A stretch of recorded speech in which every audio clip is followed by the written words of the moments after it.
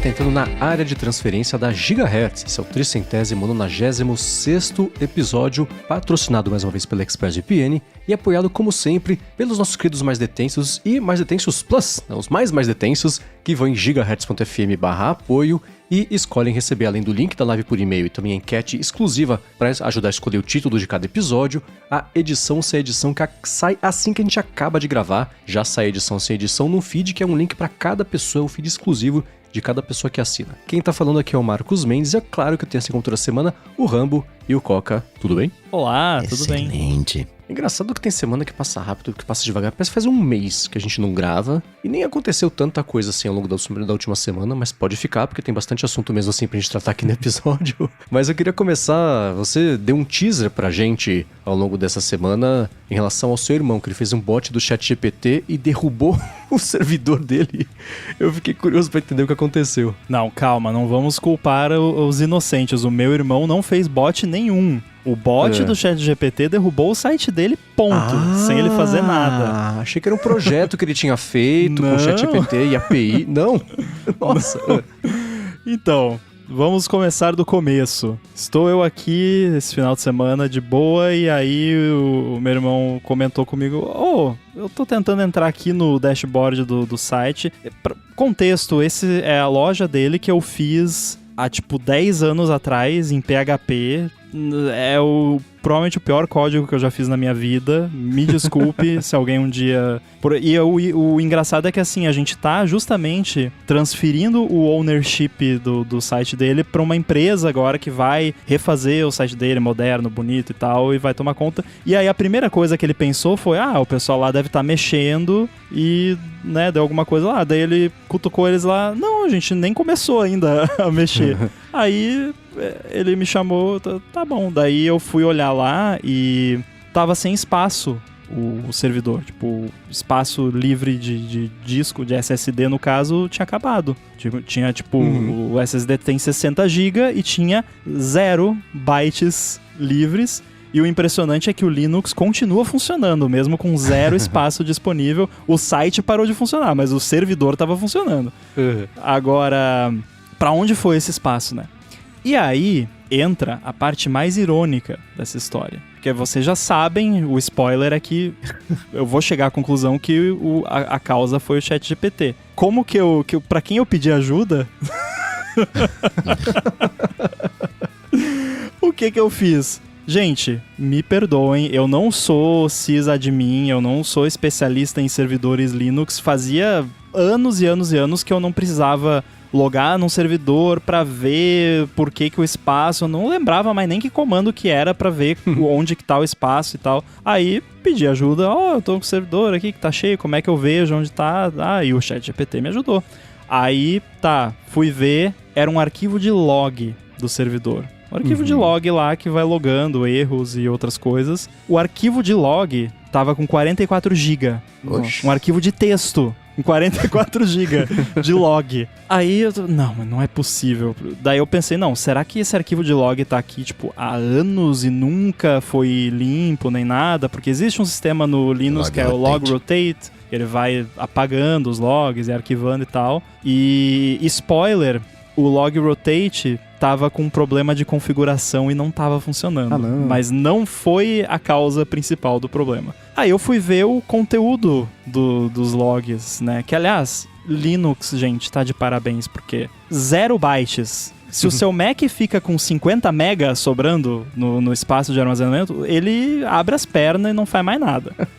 O Linux... tail-f, o nome do arquivo, me trouxe lá ele cuspiu um pedaço de um arquivo de 44 GB na tela, sendo que tava com 0 espaço disponível. Maravilha. E aí, uma das coisas que tem nesse arquivo de log são as requisições feitas lá no site, requisições simples, né, sem dados sensíveis, só tipo, essa página foi aberta. E aí tinha, tipo... o site aí pontos de interrogação, né? Order igual, sei lá, price, que é tipo pra ordenar por preço. Sinal de E comercial, order igual a price. Sinal de E comercial, order igual a price. E repita isso umas 2.000 vezes. Nossa. E aí eu fiquei, não, mas pera, por quê? Quem é que tá fazendo isso? E aí eu não conseguia entender e não parava. Era tipo, ser um atrás do outro. Aí, antes de mais nada, eu salvei um pedacinho do arquivo de log pra investigar e apaguei o arquivo de log pra liberar o espaço em disco. E aí o espaço em disco não foi liberado porque o processo lá do Apache ainda estava com aquele arquivo aberto. Então o Linux não libera o espaço. E foi o ChatGPT que me explicou isso. Eu fui lá, reiniciei o Apache. O site voltou, o espaço em disco foi liberado e ficou com 44 GB livre, beleza. Só que aí eu dei lá um tail de novo no arquivo de log que já tinha sido recriado e começou a vir aqueles order igual 50 milhões de vezes. E aí, em questão de 10 minutos, o arquivo de log já tava com mais de 100 mega. Um arquivo de... Enfim, aí eu fui ver, e aí uma das coisas que aparece nesse arquivo de log é o user agent que fez o request. OpenAI, ChatGPT. Nossa. Detalhe, eu não colei URL nenhuma no ChatGPT. Ah, não, Rambo, foi você que fez o ChatGPT. Não, eu não colei nada do arquivo de log no ChatGPT e tal. Eu só usei ele pra me auxiliar com os comandos. Então, era uma parada que tava rolando, sei lá, horas, dias, não sei. Deu algum loop maluco no bot do ChatGPT que ele simplesmente resolveu que ele ia ficar inserindo query strings infinitamente nos requests lá e ele entrou num loop e ficou. Eu não sei o que aconteceu. Aí eu fui lá felizmente o site tem Cloudflare, fui lá, liguei o modo Under Attack, porque efetivamente era o que estava acontecendo. Daí fui lá, bloqueei bot de OpenAI, porque, né, se tá fazendo isso não dá. Aí consertei o log rotate, fiz umas regrinhas lá pra bloquear o request se for muito grande e tal, dei uns tapas lá, né, daqui a pouco isso já não vai mais ser problema meu, mas enfim, a moral da história é que o bot do ChatGPT derrubou o site do meu irmão e me ajudou a trazer de volta. Excelente, é o perfeito retrato da internet do momento de IA generativa 2024. Ou seja, cara, essa experiência toda não foi nada, foi um círculo que se acabou em si mesmo e não serviu pra nada. Tem muito site reclamando, na verdade estavam reclamando da Perplexity e da Entropic também, mas a Entropic falou, erramos, não é de propósito, foi mal, já corrigimos, não vai mais acontecer. Que era isso, os servidores recebendo milhões de requisições, um ataque DDoS, basicamente. E era a mesma coisa, a gente não tem estrutura pra lidar com isso, a gente não, assim, se fosse orgânico, beleza, mas é um bot fazendo isso pra fazer, sabe, sei lá o que, a gente não consegue aguentar. Tá rolando em vários sites isso. O site do seu irmão tem tanto conteúdo, né, pra receber 44 GB de requisição, ou foram requisições ao mesmo conteúdo zilhões de vezes? Então, foi algum bug no bot, porque era a mesma, tipo... Era a mesma requisição e em cada requisição ele adicionava o order igual price mais uma vez na URL, saca? Tipo, ele só ia acrescentando a mesma query string repetidamente na mesma URL e não mudava nada no site. Tipo, eu fiz o teste, eu abri aqui no navegador e fui acrescentando pra ver, tipo, não, mas o conteúdo do site muda se eu vou acrescentando mais query strings iguais, porque se você coloca a mesma query string duas vezes, não dá nada, é a mesma, né? Pra ser array, você tem que botar lá os colchetes, né? Então, eu não sei o que aconteceu. Ele achou que...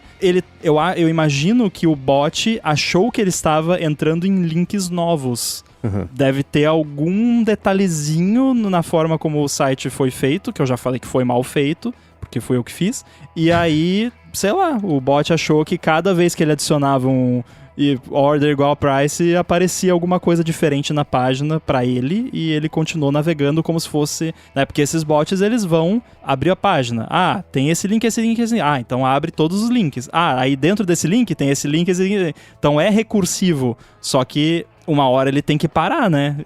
Ou então o bot confiou no ChatGPT, pegou as instruções de lá, não validou, aí ficou bagunçado. Muito estranho isso. Nossa, que loucura. E aí, Rambo, você reportou... gente, eu não tenho tempo. Eu mal tenho tempo pra reportar os bugs pra Apple, que faz parte do meu trabalho, que eu ganho dinheiro, então... Que esses pagam, pelo menos, exato. Não dá. Deixa eles se virarem lá, eu bloqueei tudo, e daqui questão de uma semana isso não é mais problema meu, então tá beleza. Excelente. Agora, sabe quem também usou o ChatGPT pra resolver um problema? Eu Aê! Finalmente estou com o tecladinho macro funcionando quase maravilhosamente bem aqui. Tem eu até expliquei pro Rambo um problema específico que tá rolando. Eu já li umas 3 vezes e não sei se eu entendi. Cara, eu vou tentar explicar de novo, mas o que eu fiz? Da última vez, né? Onde estavam nossos heróis da última vez, nessa aventura? Eu desisti porque o Rambo foi me ajudando a fazer o debugging e cada vez que ele faz isso, eu fazia, dava um erro. Faz isso, eu fazia, dava um outro erro. Falei, cara, deixa pra lá. Não é muito diferente do ChatGPT, né? Exatamente, né? Aí o que eu fiz? Eu comecei com a Perplexity, na verdade. Não, eu comecei com a Anthropic, na verdade, lá com o Claude. Eu tenho aqui esse arquivo, mapping.yaml, tá assim, é pra configurar, aqui não sei o que lá, nananã. Aí ele foi me ajudando a fazer, eu consegui montar o arquivo, validar, eu subia ele e dava tudo certinho, já tava funcionando, que era uma maravilha, né? Aí eu bati no limite do Claude, que eu não tenho a assinatura paga, e eu migrei pro ChatGPT. O que acontece é que é uma maluquice. Pro desespero do Coca, eu tenho atalhos como Function F1, que abre a pasta do desktop ali no Finder, Function F2, abre downloads, Function F3, abre... Tem isso, né? E o teclado, esse que eu comprei, tem Bluetooth e tem USB-C, certo? E as teclas que esse teclado aceita, por eu acho ser uma coisa tanto Windows quanto Mac, ele não aceita a tecla Function. Ele não entende como um input específico, então eu fiquei só com o F1.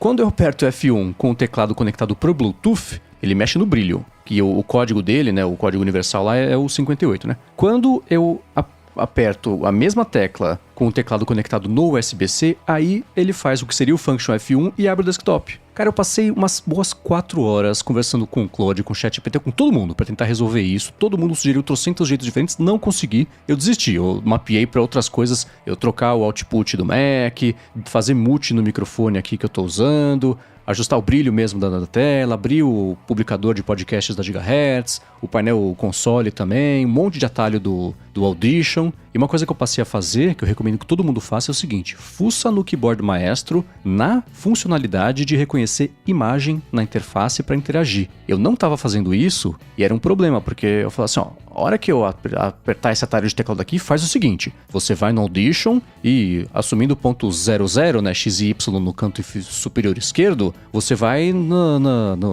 você acerta a bateria naval, no gridzinho, você vai no... Sim. 312, 725 para apertar o botão tal. Mas se eu mexer a janela, o botão não tá mais lá. Eu precisava mapear de novo, às vezes desconfigurava. Agora eu fiz o seguinte: você acha esse botão na interface e aperta esse botão aqui. Resolveu um monte de problema que eu tinha de mapeamento assim. Assim, eu nunca estive tão feliz com o acessório quanto eu tô com esse tecladinho, que por ser Bluetooth é ótimo porque eu consigo posicionar onde eu quiser, não vai ter fio em cima da mesa aqui, fiozinho a mais. Então trocar o output para Mac, pro fone de ouvido, né, que é onde tá o microfone, abrir os gigahertz, exportar uma seleção, o episódio inteiro assim no Audition, tá redondinho. Tô feliz de novo com essa compra. Large Action Model aí, ó. Agora, basicamente Mendes, isso, né? Eu tenho uma sugestão pro negócio do teclado, só pra entender, ver se eu compreendi.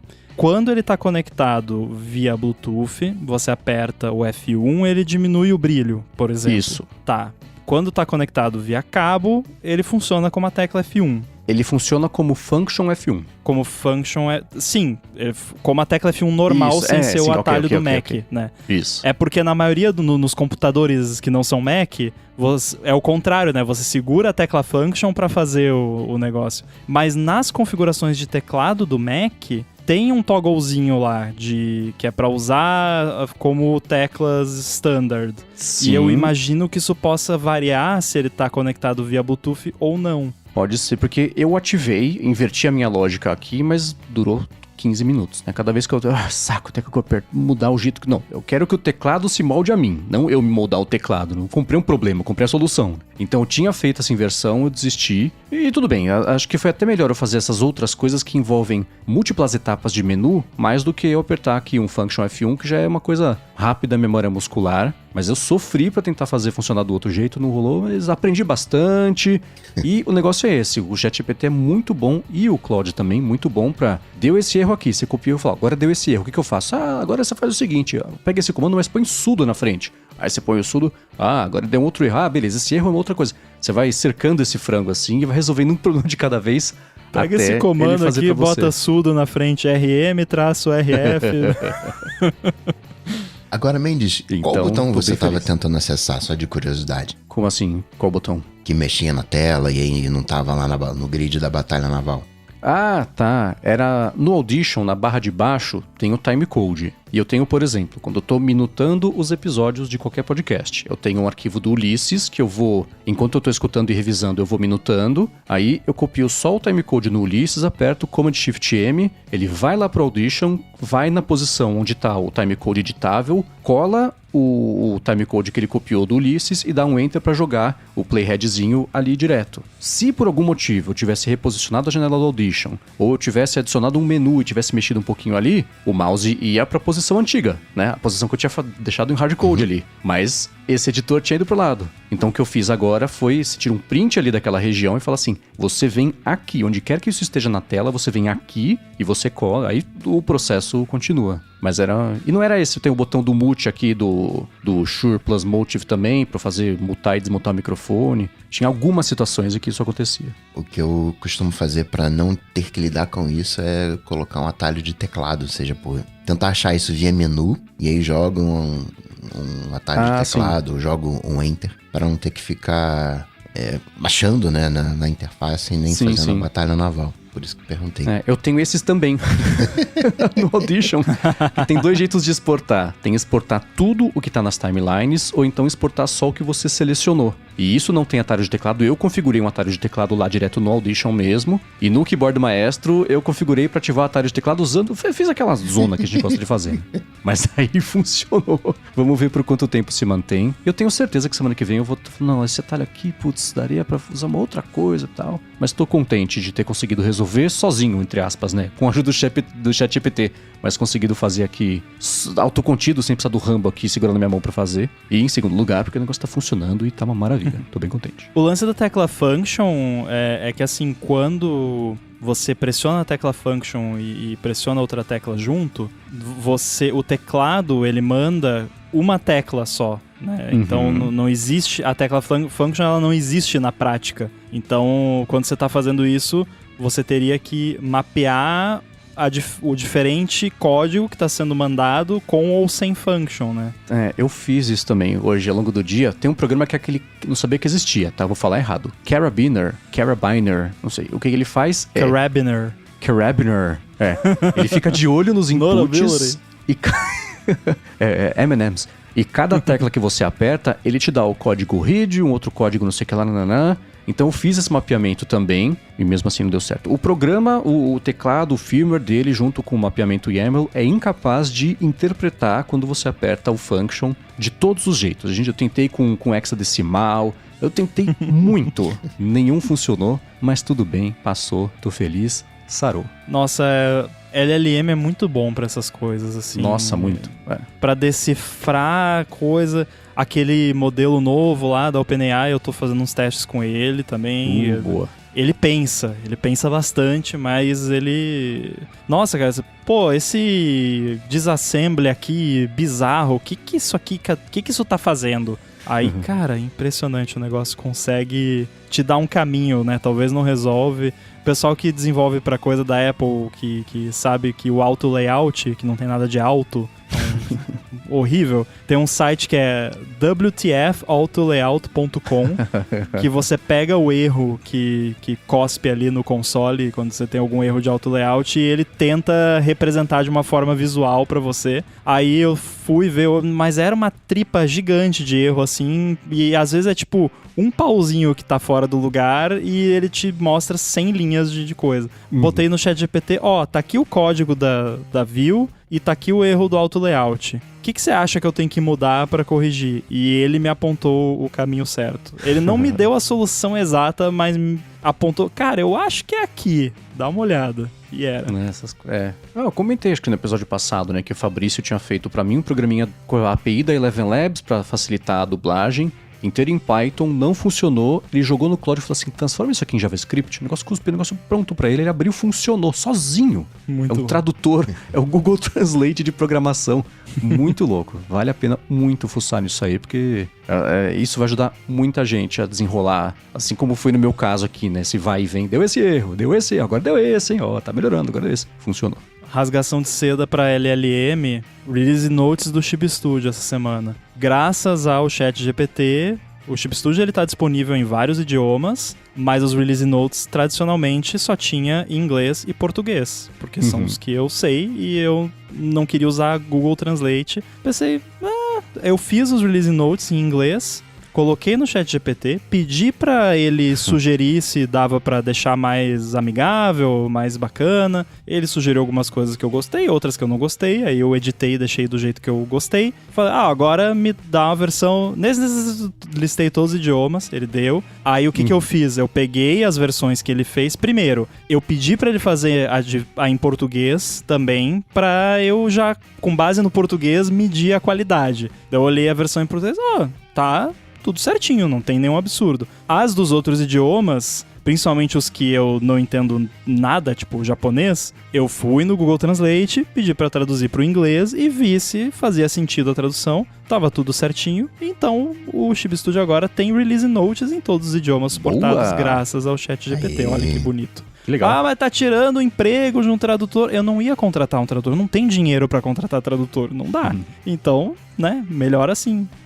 Excelente. Mendes, esse carabina aí é aquele que a galera usa pra, tipo, apertei C cedilha, ele intercepta e vira um ponto e vírgula, né, pra quem tem aqueles teclados diferentes, né, quando compra um Mac, e aí que é uma coisa mais português ali, sem ter que mexer, ele faz a troca ali, faz o... Ele remapeia também isso, sim. Agora o nome faz sentido.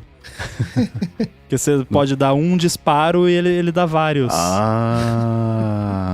Olha só, hein? Eu ainda prefiro o Keyboard Maestro. Bom, agora a gente vai começar com... Na verdade, não. Com um outro follow semi-old aqui, vindo do Rambo também. Que quando saiu o primeiro beta do iOS 18, eu testei a pasta lá de arquivos, de aplicativos seguros e descobri que os botões dentro do aplicativo do Banco Inter paravam de funcionar quando estavam dentro dessa pasta. Tirei da pasta, voltaram a funcionar, foi um mistério e etc. E o Rambo parece que descobriu acidentalmente por que isso acontece. Se mantém essa impressão, é isso mesmo? A gente chegou a tocar nesse assunto num episódio do Olá Mundo, só que não foi com relação a isso que você falou, porque eu e o Boom estávamos tendo a seguinte discussão. Se um app tá lá na pasta de apps escondidos e um outro app tenta abrir uma URL nesse app, porque os apps podem ter lá os esquemas de URL, né, Chib Studio, // alguma coisa, e tem uma API que você pode perguntar pro sistema se ele consegue abrir aquela URL. E aí se você coloca, tipo, Chib Studio, // ele vai te dizer sim ou não se pode abrir aquela URL, o que quer dizer que a pessoa tem o Chib Studio instalado. Um detalhe, antes que me xinguem, os apps têm que declarar lá estaticamente todos os esquemas de URL que eles perguntam pro sistema, para não ter como fazer como o Facebook fazia, que era pegar, tem uma lista aqui de 10 mil URLs de apps, vamos perguntar de todos para ver quais apps o usuário tem instalado. Então tem que declarar manualmente lá e tal. Mas beleza, aí a gente ficou nessa dúvida, porque se funcionasse isso pro app que tá escondido, o que ia acontecer? O app ia conseguir saber que você tem um app que você tá escondendo. Né? Seria estranho. E aí eu descobri depois que se você tenta lá num outro app abrir uma URL de um app que tá escondido, não funciona. O sistema fala, não, esse app não existe. Oi? Em Chib Studio? Nunca ouvi falar. Nunca ouvi falar. Nunca nem vi. E o que acontece? Tem apps que estruturam a navegação interna deles com URLs. E aí o que acontece se você esconde o app que faz isso na pasta escondida? O próprio app não consegue ver a URL do app. Então, provavelmente, foi o Inter, né, que deu problema pra você. Sim. Provavelmente, a navegação interna do app é baseada em URLs do próprio app. E aí, os botões não funcionavam porque você tocava no botão e ele falava, abre aí. E aí, o sistema... Oi, abre o quê? Não sei o que você tá falando. E eu não sei se a Apple corrigiu ou se eles corrigiram no app. Me parece um bug do sistema porque o próprio app tem que poder saber que ele existe, Sim. né? Então, acho que eles devem ter corrigido isso. É um edge case perfeitamente compreensível. Vai ser muito engraçado. Semana que vem tiver um feedback. Rambo, obrigado. A gente tava batendo cabeça aqui, você salvou o aplicativo. E isso, ó, se tem alguém aí, ó, você usa o UI Application, Open URL para fazer a navegação interna do app, dá uma conferida se funciona quando o app tá na pasta escondida e coloca nos seus testes de UI. Eu não sei se dá para fazer isso. Se dá para falar, bota o app na pasta escondida. Deveria dar. Excelente. Agora, Rambo, sobre você que toma banho de AirPods, até estaria disposto a dormir também de AirPods, o Thiago Bernardo falou o seguinte: ouvindo no último ADT sobre os usos heterodoxos do Rambo para AirPods, lembrei de algumas situações bem particulares em que eu dormi com os fones porque eu queria cancelar o mundo ao redor, e ele complementa: eu tava ouvindo com os meus AirPods, no banho. Aê! Temos mais um. Exato, então você não tá sozinho, já é um clube de 2. Muito bom, muito bom. E na semana passada a gente falou sobre as linhas de iPhones 16 normal e 16 Pro, né? Como uma coisa tá mais próxima da outra, qual que era o objetivo de cada um, etc. Aliás, escrevi sobre isso também no último fim de semana no Mac Magazine, o nome do post é O Último iPhone Pro, vai ter link na descrição. E o Nicolas Lima falou o seguinte: pra mim, a diferença do Pro pro normal nunca foi tão clara. Antes eram várias coisas que o usuário civil tiraria proveito, mas não era possível. Então, macro, OLED, telefoto, Face ID. Então, o salto pro Pro era praticamente necessário. O modelo padrão servindo só como um SE turbinado e o Pro para a maior parte das pessoas, né? Ele falou que agora tá bem claro que quem é o usuário do Pro, que é quem precisa de ProRAW, Apple Log, 5 vezes de zoom, mais brilho para usar na rua, coisa assim. E tirando o ProMotion e o Always On, não tem praticamente nada que o usuário civil, a pessoa comum, tiraria verdadeiro proveito. E ele falou que deve ser resolvido isso com o iPhone 17, né? Então, para ele, o Pro ficou realmente para profissionais. Faz sentido. Lembra também nessa história que a Apple ela não é boazinha e eu vou colocar aqui o macro pros iPhones. Ela só fez isso porque ficou mais barato. Colocar uma câmera de 48 megapixels que faz o macro do que qualquer outra coisa. Então vai chegar um momento em que ela vai colocar recursos no Pro que vão demorar ali 2-3 anos para chegar no padrão, como ela sempre faz. Ela dá o salto no Pro e o padrão vai, nesse SE turbinado, vai cavalgando até chegar mais próximo do Pro. Provavelmente a gente tá mais perto de um salto do Pro do que, digamos assim, igualar os dois, deixar só ProMotion e Always On, LiDAR e exclusivos do Pro. Eu fico pensando no quão mais barato é para ela fazer os componentes agora desse jeito, em vez de ter componentes diferentes, né? Mesmo lance de tela, vai barateando SSD, a mesma coisa, é mais barato você fazer um pedido de não sei quantos milhões agora com 256 do que continuar fazendo com 32, 64, né? Acaba saindo o mesmo preço e você economiza na escala. Cheguei a uma conclusão parecida justamente nesse texto aí do Mac Magazine. Lembra que eu falei semana passada? Eu tô formulando a ideia, espero formular até sábado quando sair o texto. Eu formulei e foi muito parecida, né? Mesmo hoje em dia, a gente... Qual que é a porcentagem de proveito que a gente tira do 100% que o iPhone oferece? O que a gente mesmo tira no dia a dia? Não bate 50%, né? Então, a pessoa que precisa gravar em ProRes, 4K, 120 frames por segundo, gravar num drive externo. Essas pessoas existem, todas as 8 delas. Mas todo mundo que compra o iPhone tá pagando por isso, né? Então agora que o iPhone não Pro tá encostando nesses recursos, faz falta o ProMotion pra quem tá acostumado. Always On, não sei quanta falta faz, mas é porque eu não tenho. Não sei se eu passasse a ter, eu sentiria falta, como é o caso do ProMotion. Mas essas outras funcionalidades, o jeito injusto e sensacionalista de falar é assim: o iPhone tá ficando tão bom que não dá pra justificar a compra. Porque tudo que ele oferece de melhor já é 30 vezes além do que a gente precisa no dia a dia. E mesmo quando precisa de mais, O iPhone não Pro agora parece que vai começar a entregar. Eu sentiria a falta da lente de 5 vezes nas poucas vezes em que eu uso, né? E no fim das contas, de 3 para 5, se você tá tendo que bater no 5, você vai puxar mais pra tirar foto lá no negócio lá no fundo e essas continuam uma porcaria. Então... a qualidade não é tão boa. Toda vez Exato. que eu tiro uma foto no 5x, únicas fotos 5x que ficam boas, e até quem me segue no Instagram, Guilherme Ram 2, já deve ter visto alguns stories que eu posto às vezes de manhã, que eu tiro a foto do horizonte aqui, do céu e tal. Só essas fotos bem... com muita luz, landscape, assim, ficam boas. Agora, qualquer foto que você tá usando o 5x pra alcançar uma coisa que tá mais longe, já tirei foto do Yoshi, o Yoshi tá lá longe fazendo um negócio engraçado, não quero chegar perto pra não estragar a cena, deixa eu tirar de longe. Registra o momento, mas a foto não fica bacana, assim, realmente não é aquela coisa. E o Pro ficou realmente para profissionais e até a página 2, né? O cara não vai tirar foto de um jogo de futebol com um iPhone Pro. Ele vai ter a câmera dele. A 70-200. O cara que faz filme, ele não vai gravar um filme com um iPhone. Aí alguém liga para ele, né? Acaba ali a gravação. Não, ele tem uma câmera dedicada, exclusiva para isso. É para uma emergência, que nem um LiDAR. Sei lá, o engenheiro, o arquiteto que precisa de LiDAR, ele tem um dispositivo que faz o LiDAR. Às vezes tá ali numa emergência, rapidinho aqui, ele usa lá. Agora você quer começar um canal no YouTube agora, com qualidade boa já de cara, iPhone, que você provavelmente já tem, né? Mas isso não significa que ele é um profissional, um filmmaker. Não, o cara é um blogueirinho ali gravando vídeo. Mas quer dizer que se você quiser, você pode, né? Sim. Ele reduzir esse gap é bom.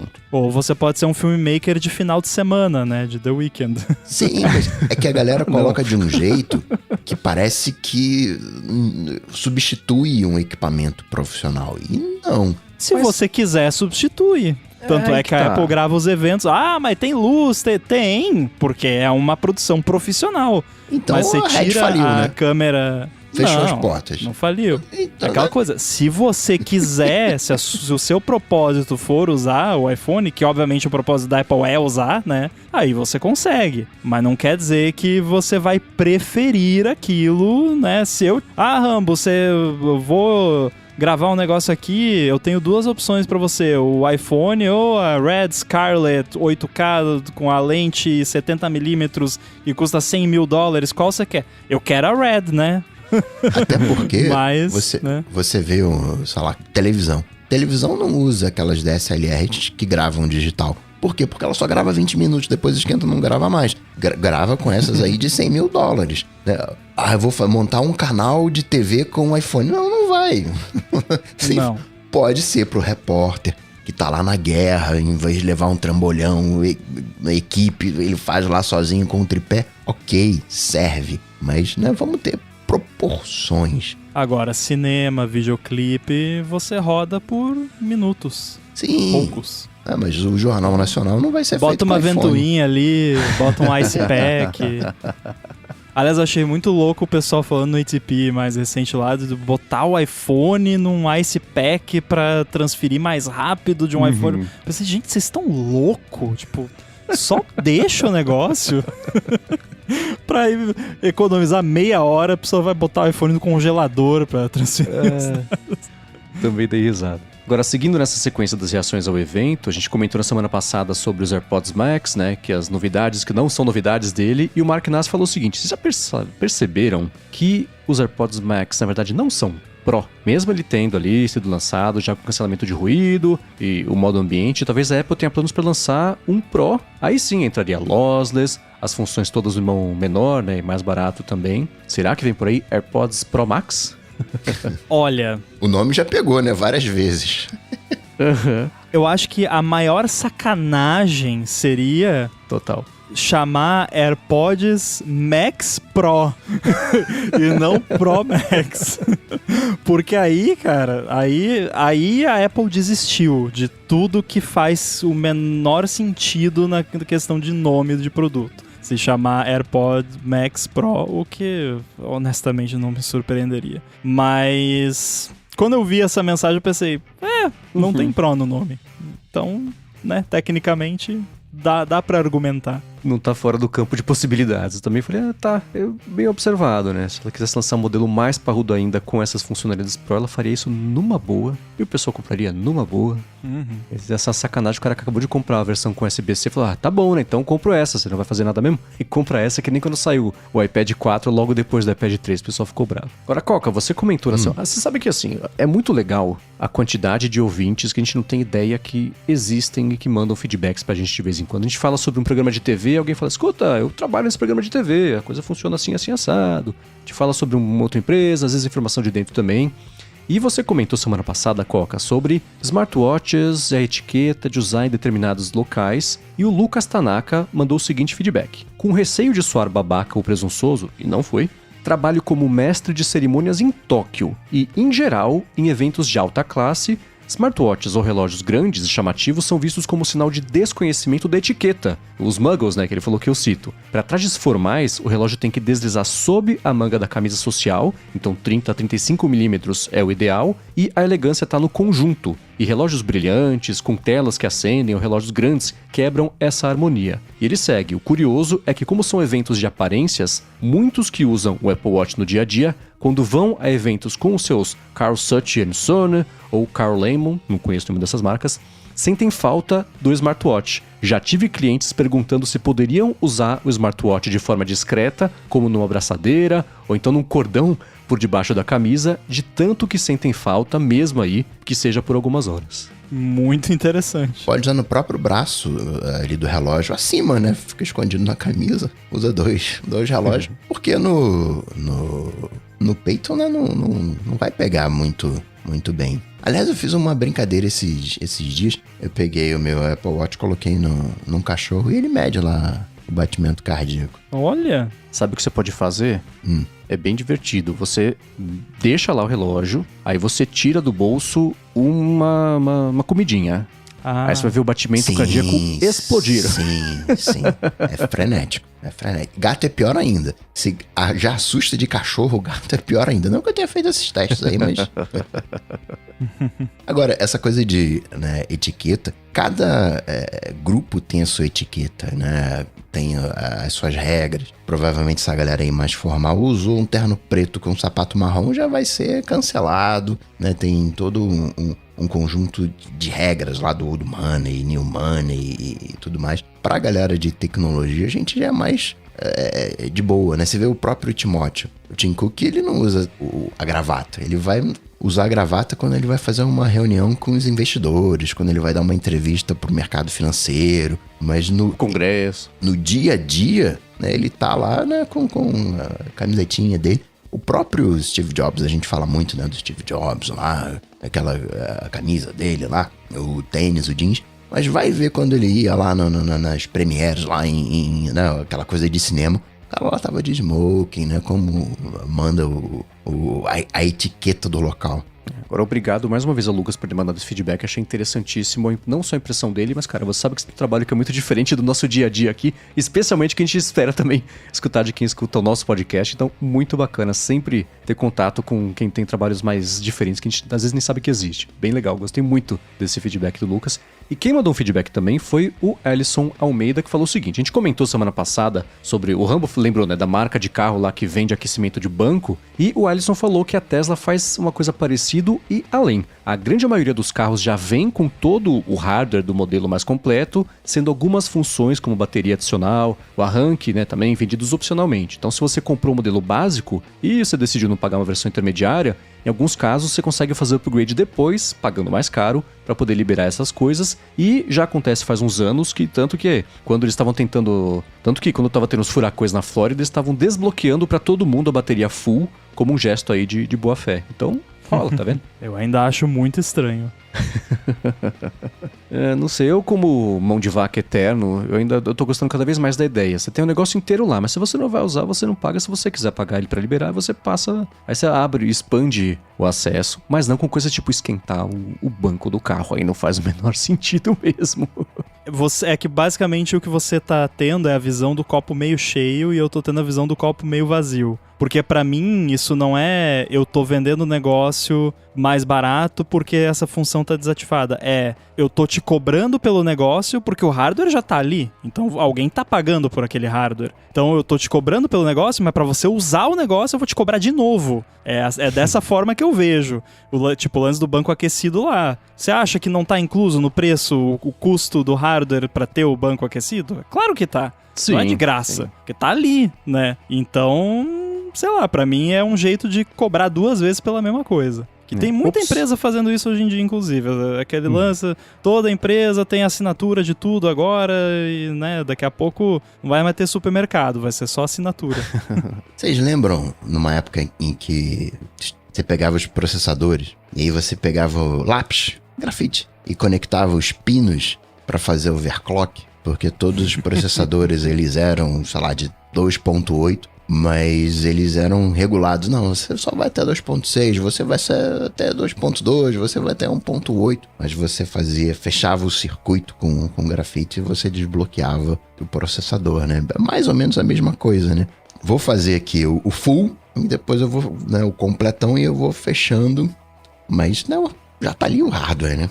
Hoje em dia ainda rola, mas não é mais assim, né? Porque é por causa do binning e tal, porque o processador hoje em dia é muito mais complexo, né? E aí, de repente, você até conseguiria ligar ali os negócios com grafite, mas talvez não ia dar um bom resultado. Porque geralmente é tipo, essa parte aqui são os transistores que saíram meio queimado do forno, né? Então a gente vende como um processador mais baratinho e deixa desligado pra não dar ruim. Aí tudo bem, né? Se você tivesse a opção de ligar, aí não, pagando, digo. Você, em teoria, até teria como ligar. A questão é que será que ia funcionar? Né? Funciona. Pode ser, mas não, tô amigável a essa ideia. Mesmo negócio da bateria lá. Se você vai comprar o carro pra você sempre mesmo só andar os 30 km da cidade, e se fosse um desbloqueio caro pra você liberar pra 600 km de autonomia, cara, vou deixar na garagem, vai carregar toda noite. Mas é contrário, por exemplo, de você comprar um carro e você só consegue colocar 12 litros de combustível e você tem que pagar mais pra colocar, sei lá, 45. Aí eu não gosto da ideia, né? Porque aí você tem que ir até o posto. Não um compromisso, mas é um trabalho maior do que você deixar o carro em casa ou na garagem do trabalho, onde tem lá o carregadorzinho. Isso já acontece meio naturalmente, né? Que nem carregamento por indução de telefone na base. Você deixa ali, vai carregar. A potência, sei lá, as especificações da bateria ficam quase irrelevantes para quem tem esse estilo de uso, né? Então, se tivesse uma bateria Ultra Master Plus custasse $200 a mais, eu não pagaria, porque a menos Master menos Plus aqui já seria suficiente pro meu uso. E se isso fosse a diferença entre eu comprar iPhone novo ou não, aí faz mais sentido ainda. Mas, de novo, porque eu sou mão de vaca danado, não é à toa que eu tenho um iPhone velho até hoje. Mas se a bateria tá ali, você pagou por ela já. É isso que não me entra na cabeça, entendeu? Depende. Se tá ali, não tem como você não ter pago por aquilo. Senão a empresa tá tendo prejuízo. Tá te vendendo um negócio. Né? O componente tem um preço só, né? É tipo vender o iPhone, se você não usar a tela, é $200 mais barato. Você liga num estúdio display que você já tem em casa, a tela já tá ali, você pagou por ela. Não é possível que você não pagou, né? Sei lá. De repente, o que eu consigo imaginar talvez é assim, todo mundo vai estar pagando o custo daquela peça, mas aí o que você tá pagando a mais pra ter acesso seria tipo a margem de lucro. Daí até dá, mas sei lá, eu não acredito. Pra mim isso aí é cobrar 2 vezes pela mesma coisa. Mas você sabe o que a Apple ia fazer? Mandar o EdQ lá na China e falar assim, seguinte, 30% só dos usuários vão liberar isso aqui. Então a gente vai pagar 70% a menos de todas as peças, exceto os 30%. Esse é o preço cheio, tá? Você vai engolir esse custo que a gente não vai querer passar. Ia ganhar dos dois lados. Isso é tipo restaurante self-service que pede gorjeta hoje em dia. Eu acho isso o maior absurdo, gente. Você vai lá no Totem comprar o negócio e ainda pedem pra você botar gorjeta. Vá, né? Agora, Mendes, sobre a questão do Connections do New York Times, o Rodrigo de Taubaté, ele falou, só pra manter a tradição de falar das cruzadinhas do New York Times toda semana, ele pergunta se alguma vez você conseguiu descobrir o grupo de palavras tricky do Connections sem ter descoberto as outras 3 categorias antes. É raro, mas acontece, e aconteceu hoje, para quem tá vendo a transmissão aqui no YouTube, eles codificam, né, por cor a dificuldade daquela categoria de 4 palavras, né? Então você começa do amarelo, depois vai pro verde, aí um azulzinho e termina num roxo. E hoje, assim, foi consciente. Eu falei, anotei um padrão ali de 4 palavras, pá, eu acertei. E era justamente o roxo mais difícil. É raro, mas acontece. Tanto que hoje foi um dos dias raros também que eu acertei as 4 categorias sem errar nenhuma das combinações. Foi tudo lisinho, assim. Mas, putz, quem não joga esse jogo, experimenta. Eu acho bem divertido. Muito bem, agora pintaram 2 assuntos aqui. Ontem, em relação à gravação, terça-feira, hoje que tá quentinho aqui também, que pintou na quarta-feira, a gente vai discutir. Mas antes, eu vou tirar um minuto do episódio para agradecer a ExpressVPN, que tá patrocinando mais uma vez o ADT e segue oferecendo, além de um mês de graça para você experimentar o serviço, ver como é fácil você usar e colocar, você, se assinar o plano anual, você recebe 3 meses de bônus ao final desses 12 meses que você pagou, entrando em expressvpn.com/ADT. É o seguinte, se você usa Wi-Fi públicos, depende do seu trabalho, ou tá na rua mesmo, tá viajando, então o Wi-Fi do avião, o do aeroporto, o do hotel, do Airbnb, do restaurante, da lojinha, geralmente os seus dados são o preço dessa conexão, por isso que o Wi-Fi nem sempre é de graça, mas muitas vezes ele é de graça. Do avião eles pegam os seus dados do mesmo jeito e ainda cobram em cima de você, né? É que nem a bateria do iPhone que a gente comentou agora. Mas você deveria poder falar não para isso e com a ExpressVPN você diz não. Se você se conectar e rotear sua conexão pelo servidor pela VPN da ExpressVPN, passa a ser tudo criptografado e nem ela tem acesso ao que você está fazendo. Então, os aplicativos, os servidores, os conteúdos, os streamings, por quanto tempo cada coisa é seu. Você não tem que compartilhar se você não quiser. E falando em streaming, se você usar a ExpressVPN, se conectar, por exemplo, nos Estados Unidos, rotear por lá a conexão e abrir o Max, você vê o catálogo de lá, que é maior, na verdade, é diferente, esse é o ponto, em relação ao que tem aqui no Brasil, outros streamings também, outros países também, o contrário também tá viajando. Quer ver uma coisa que só tem no Brasil? Liga ExpressVPN, roteia pelo Brasil e pronto, você tem acesso a esse conteúdo sem perder em velocidade e em estabilidade. Eles investem muito na estrutura para você não ser penalizada ou penalizado por estar protegendo ainda mais os seus dados. Então, para conhecer melhor e ver como é fácil colocar no seu telefone, no tablet, na TV, no roteador de casa, faz o seguinte, expressvpn.com/ADT, ou passa aqui na descrição do episódio, tem um link, você cai direto já com o cupom aplicado, e o cupom também é ADT, se você cair lá no site sem o nosso link. Mais uma vez, expressvpn.com/ADT, 1 mês de graça, 12 se você assinar o plano anual, você recebe 3 a mais ao final da assinatura. Muito obrigado, ExpressVPN, pelo patrocínio de mais esse episódio do ADT e pelo apoio a toda a Gigahertz. Valeu! Obrigado, ExpressVPN. Muito bem, hoje de manhã eu tava gravando com a Bia o área de trabalho e eu fui pego de surpresa que ela falou, você viu que o Twitter tá de volta? Eu falei, eita, é mesmo? E parece que era, mas não era. Ao longo do dia a gente foi descobrindo mais informações a respeito disso e parece que o que aconteceu foi o seguinte, eles trocaram lá toda a parte, o Rambo, eu vou errar, o Rambo e o Coca me corrigem, tá? Eles trocaram toda a parte da conexão e o caminho que faz a conexão vinda do Brasil para os servidores deles, por trás do Cloudflare, e com isso o bloqueio que a Anatel tinha imposto não valeu, quer dizer, deixou de valer porque tinha sido um bloqueio ali do DNS, enfim, da conexão direto lá com os servidores do Twitter. Faz sentido? É meio por aí? O Cloudflare ele é um CDN, né? Inclusive a Gigahertz usa e N sites usam. E inclusive a minha primeira reação quando eu vi a manchete disso foi né? Vão querer bloquear o Cloudflare no Brasil, ferrou, né? Cai a internet inteira. Mas é que basicamente, no fim das contas, acaba que não é uma VPN, tá? Mas é que meio que vira, porque na prática o que acontece? Você tá visitando lá o endereço do Twitter, mas na verdade o IP que o seu computador tá acessando através do seu provedor e tal, é um IP do Cloudflare, que lá no CDN do Cloudflare vai se conectar com o servidor do Twitter, puxar para ele e te devolver. Então é, de certa forma, ali uma pessoa no meio do caminho. Mas tem um detalhe também que, assim, se você tá no Brasil, o servidor do Cloudflare que vai responder a sua requisição, muito provavelmente também está no Brasil. Então o servidor do Cloudflare também tá proibido de acessar o Twitter, né? E eu acho que foi isso provavelmente que acabou acarretando nessa questão aí, já não tá mais funcionando, né? Supostamente já morreu. É, pelo que saiu agora à noite uma notícia de que o governo brasileiro, enfim, né, a justiça brasileira chegou a um acordo com o que era óbvio, assim, quando eu vi a notícia de manhã, eu pensei, bom, no mínimo, o acordo foi, senhor Cloudflare, eu vou fazer isso, mas eu preciso que você, se bater aí na porta o cara lá da justiça, eu preciso garantir que você não vai atender a ordem porque tamo junto, né? E aí eu imaginei o Cloudflare falando, bom, veja bem, né? Eles cumprem algumas decisões, outras não, eles ajudam com investigações, quando tá dentro da lei, etc. É o que toda empresa deveria fazer, né? Então, o que aconteceu, eu falei, bom, deve ter um acordo ali, e a hora que bater a ordem lá, eles falaram, não, a gente aqui somos os canos por onde passam, você se resolve com eles, não tem nada a ver com essa história, né? O que também já aconteceu com outros pedidos que não tinham ali tanta base legal, né? Pra acontecer. O Cloudflare, não, eu me garanto aqui, tô prestando serviço, eu com ele ali. Aparentemente não, né? Não rolou essa conversa. E agora à noite saiu a notícia de que a Anatel, com a Justiça, etc., já conversaram com o Cloudflare, que falou, não, vou tirar sim, beleza? E até amanhã, quinta-feira, então tá viajando no tempo aqui de que tá escutando a partir de sexta-feira, já vai ter saído de novo do ar por lá. Aí eu conversando até com o pessoal da Lura sobre isso, a parte de estrutura, eles falaram o seguinte, bom, pode ser uma mudança que eles fizeram lá e que nem tenha a ver com o Brasil, porque você mudar só da parte do Brasil, etc., é quebrar um monte de coisa.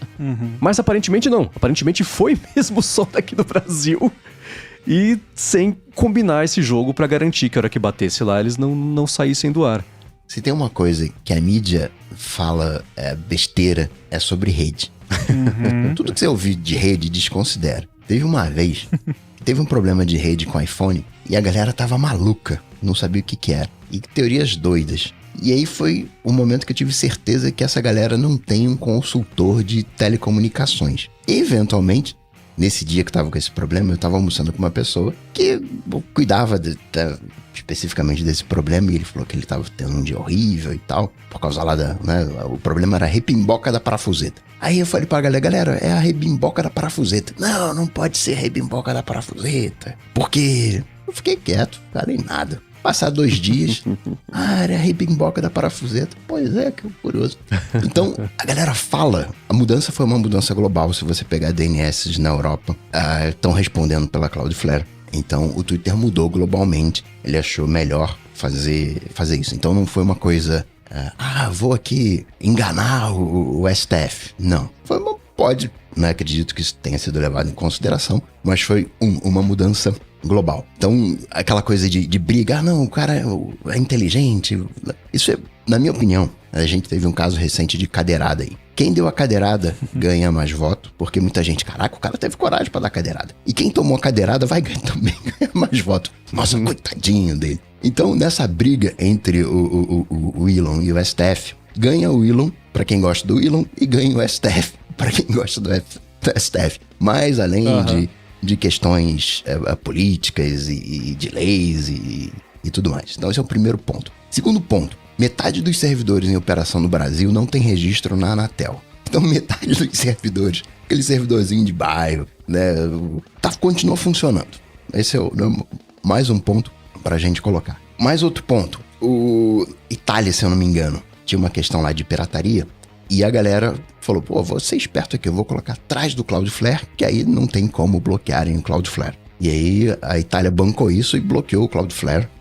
Foi uma pane, aí tiveram que desbloquear. E aqui no Brasil a gente teve coisas também do tipo associados à pirataria de IPTV. E aí a galera igual, né, colocou atrás da Cloudflare, isso já tem tempo, mais antes de 2020. E então a jogada do Elon Musk pode até parecer uma jogada inteligente, mas já foi tentada outras vezes. E a gente já sabe lidar com esse tipo de questão. Então hoje a gente bloqueia os domínios mesmo por detrás de CDNs, sem bloquear toda a CDN. Então, sim, mexeram lá, legal, já mexeram de novo. Tanto é que em alguns, né, provedores já não estão mais acessando, agora tem aí, né, a própria parceria com a Cloudflare, vai cair para todo mundo. Por hora, o DNS da Cloudflare ainda está respondendo. Se você fizer um dig lá e olhar, ainda retorna um IP válido diferente das operadoras, porque tem um bloqueio que é feito em DNS, né, para não responder o IP, tem bloqueio de IP, tem N tipos de bloqueio para isso acontecer. E é uma coisa difícil de você bloquear, tanto que no início, né, tava falhando diversas vezes, porque rede tem algumas características que ela vai se adaptando. Então você fazia uma requisição, aí era travado ali, não conseguia chegar até você fazia requisição de novo. E não chegava até você fazia requisição de novo. A própria inteligência da rede entende, cara, esse cara tá com uma dificuldade aqui. Porque ele pediu 3 vezes a mesma coisa. Se ele pediu 3 vezes a mesma coisa, é porque não tá chegando para ele. Então a própria rede oferecia um caminho alternativo para chegar até ele. Caminho que não estava bloqueado no primeiro momento, mas que depois também foi bloqueado. Então, sim, o Twitter mudou para todo mundo, colocou o Cloudflare, mas quem estava bloqueado, questão de mais aí 2 dias para voltar a ser bloqueado, e os servidores, digamos, comunitários, os servidores alternativos, os provedores alternativos vão continuar ali acessando. O meu medo não, né? Quando saiu a notícia, eu consigo imaginar a lógica de assim, vamos passar pelo Cloudflare, que eu quero ver tirar o Cloudflare do ar do Brasil inteiro. Mas sem contar com, assim, o Cloudflare, não, beleza, a gente tira daqui mesmo, não se preocupa não. Pronto, né?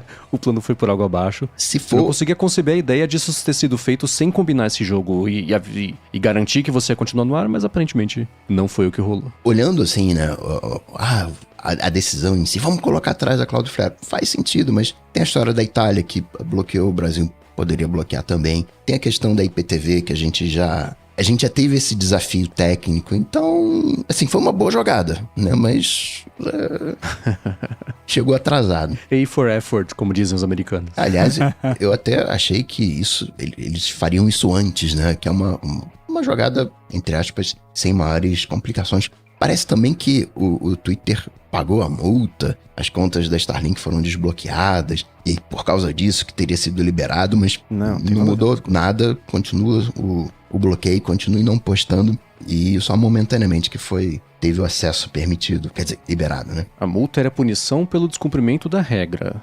O bloqueio é porque não tem representante no Brasil e isso continua, são coisas diferentes. Agora, uma outra notícia também, essa chamou atenção, e ela também está se desenrolando, e a gente vai trazer os detalhes que a gente sabe até agora, é o lance dos pagers explosivos lá entre Israel e o Líbano, acho que tem um pouquinho de Irã, umas pitadas de Irã aí no meio do caminho também. Na terça-feira, o que aconteceu foi que, ao mesmo tempo, coisa de 3.000 pagers que eram usados por pessoas do Hezbollah explodiram. E, ao longo do dia, foi ficando claro que isso tinha sido uma ação a partir lá da Mossad, do exército de Israel, não sei o que lá, e eles haviam conseguido fazer com que esses pagers que iriam parar na mão lá do povo do Hezbollah tivessem algum tipo, então ainda vendo o que era, mas algum tipo de explosivo ali dentro que pudesse ser ativado remotamente. E não é só a bateria que explodiu, é um negócio mesmo que explodiu, tanto que a explosão de bateria ela é bem diferente, né? E tem até um podcast do pessoal do 404 Media que eu vou deixar aqui na descrição, que eles falaram mais a fundo a respeito disso.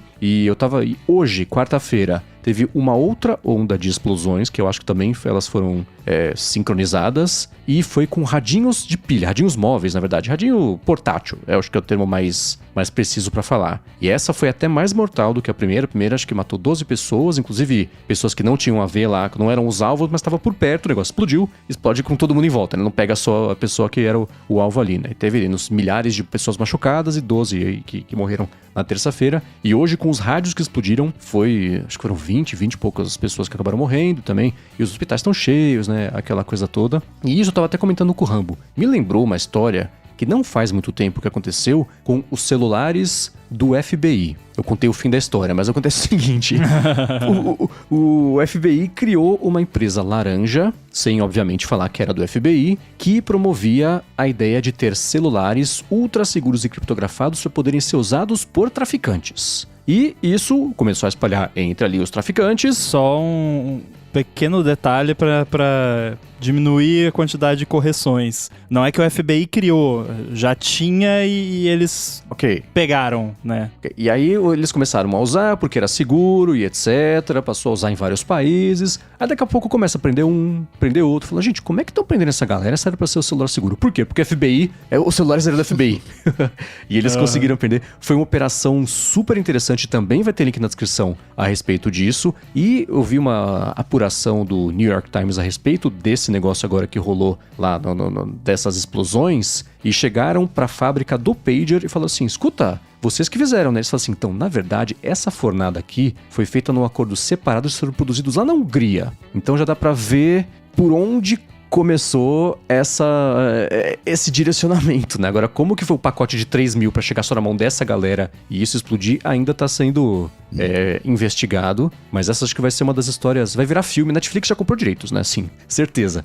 Porque vai virar filme sobre a parte técnica de logística pra fazer um negócio desse, né? A fábrica que faz o pager, na verdade, ela tem uma marca e essa marca foi vendida em 2022. Então, a fábrica já não tem mais nada a ver, ela já saiu fora, porque ela faz pager, mas ela faz pager com o nome A. E o pager que foi comprado foi com o nome B, e essa marca B foi vendida em 2022. E só tem uma pessoa nessa empresa que tá desaparecida, ninguém sabe, né, o responsável. Curiosamente, isso foi 2022 e a guerra começa em 2023. Então não foi algo pensado para agora, já tem um tempo que isso está sendo trabalhado. Você pode pensar também, né, mas quem é que usa pagers atualmente? Os caras conseguiram infiltrar a informação de que os celulares não eram confiáveis, que eles estavam monitorando os celulares, e aí, pagers. Então, não foi uma compra que fizeram e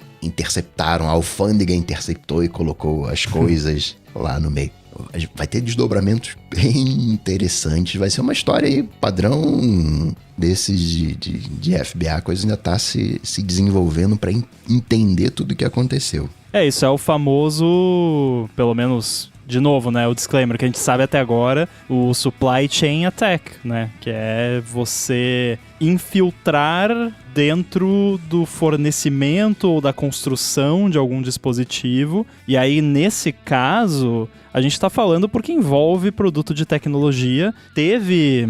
No começo o pessoal, não, é um malware que faz a bateria explodir. Gente, não, né? Tipo, primeiro que pra você ter um malware que faz a bateria aquecer ou, enfim, falhar a ponto de pegar fogo, não é coisa de filme, não é impossível, mas também não é trivial. E assim, ainda mais num dispositivo, por mais estranho que pareça, um dispositivo mais simples como um pager, é mais difícil você conseguir algo nesse nível, né? Tem um meio termo ali que é o sweet spot, tipo, você conseguir fazer isso num iPhone seria muito difícil, quase impossível. Num pager eu acho também quase impossível. Agora, num device mal ou menos ali, no meio do caminho, que é sofisticado, mas não a segurança não é tão boa, talvez seria plausível. Agora, todo mundo que já viu uma bateria pegando fogo, e eu digo pegando fogo porque a bateria não explode. A gente fala explodir porque ela pega fogo e pega fogo muito rápido, é muito quente e é um evento, né? É um evento não muito legal,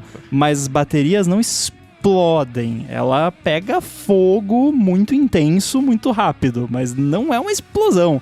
E você vê o que aconteceu ali nesse caso, é uma explosão, de verdade. Sim. E não são baterias gigantes que vão nesses pagers, né? Então não tem como ser só uma bateria. Não que a bateria não possa ter sido usada como o início ali do negócio, mas não foi só bateria, não. Né? Uma parte do ataque foi esse pessoal todo receber uma mensagem na hora pra estar com o negócio na mão, tá ali por perto do corpo, né? Nossa, pra isso aí sim. É muito coisa de filme, cara. Isso é 24 totalmente. horas total. Eu tinha entendido que eles não receberam uma mensagem, eles fizeram esse aparato soar, e aí a galera, tem uma mensagem, mas não foi uma mensagem através do serviço de telecomunicações. Teria sido só um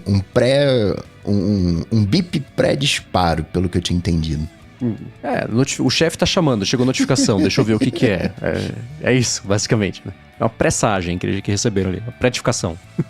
Então vai ser interessante acompanhar a parte logística, a parte tecnológica mesmo de como é que isso funcionou. Por isso que a gente resolveu trazer esse assunto aqui, porque ele é interessante, a parte de mistério dele, ela é interessante, claro que sem tirar a seriedade. Teve gente que inocente que morreu, uma menininha que morreu, né? Então, mas esse era um ângulo. E também desmistificar o lance de que foram as baterias que explodiram. Então quer dizer que o telefone também é pra explodir? Não, uma coisa, outra coisa. A Bia brincou, né? Se você não tem treta com a Mossad, você tá tranquilo. Pode ficar tranquilo que seu telefone não vai explodir. Falei, tá. Acho que é um bom jeito de posicionar. Mas vamos ver como é que isso vai evoluir ao longo das próximas semanas, porque é um assunto que vai seguir evoluindo. Pra quem gosta dessa minúcia de tecnologia, por mais extremo que seja, vai aparecer muito detalhe interessante.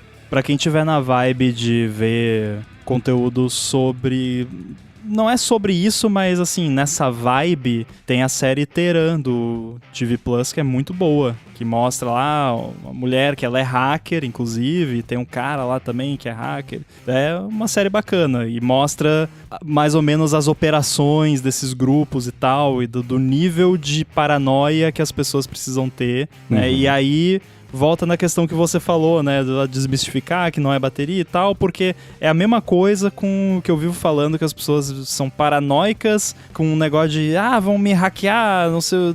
Isso é hackear de verdade quando a pessoa é alvo, ou quando uma organização é alvo de verdade. Agora, você tem que se preocupar com o que você faz, com o que você digita nos lugares, com o que você clica.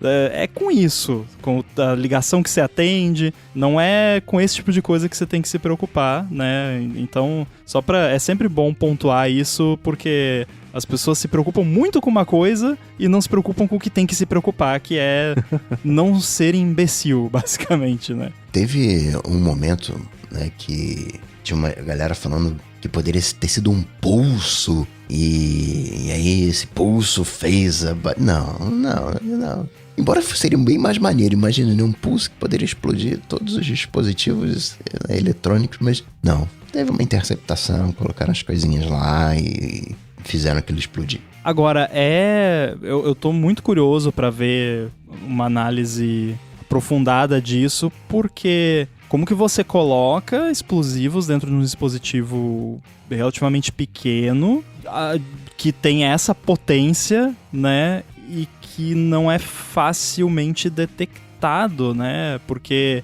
aí você entra, o nível de paranoia que essas organizações deveriam ter, que é tipo, tem paranoia suficiente para não usar smartphone porque, é muito perigoso e tal. Mas não tem paranoia suficiente para, tipo, pesar todos os pagers e ver se o peso tá batendo? Será que quem adulterou se preocupou com isso? Pode acontecer, de repente, não, vamos dar um jeito de botar o negócio ali, mas manter o mesmo peso. Talvez tenham se preocupado com isso. Aí depende de quem é mais paranoico, né?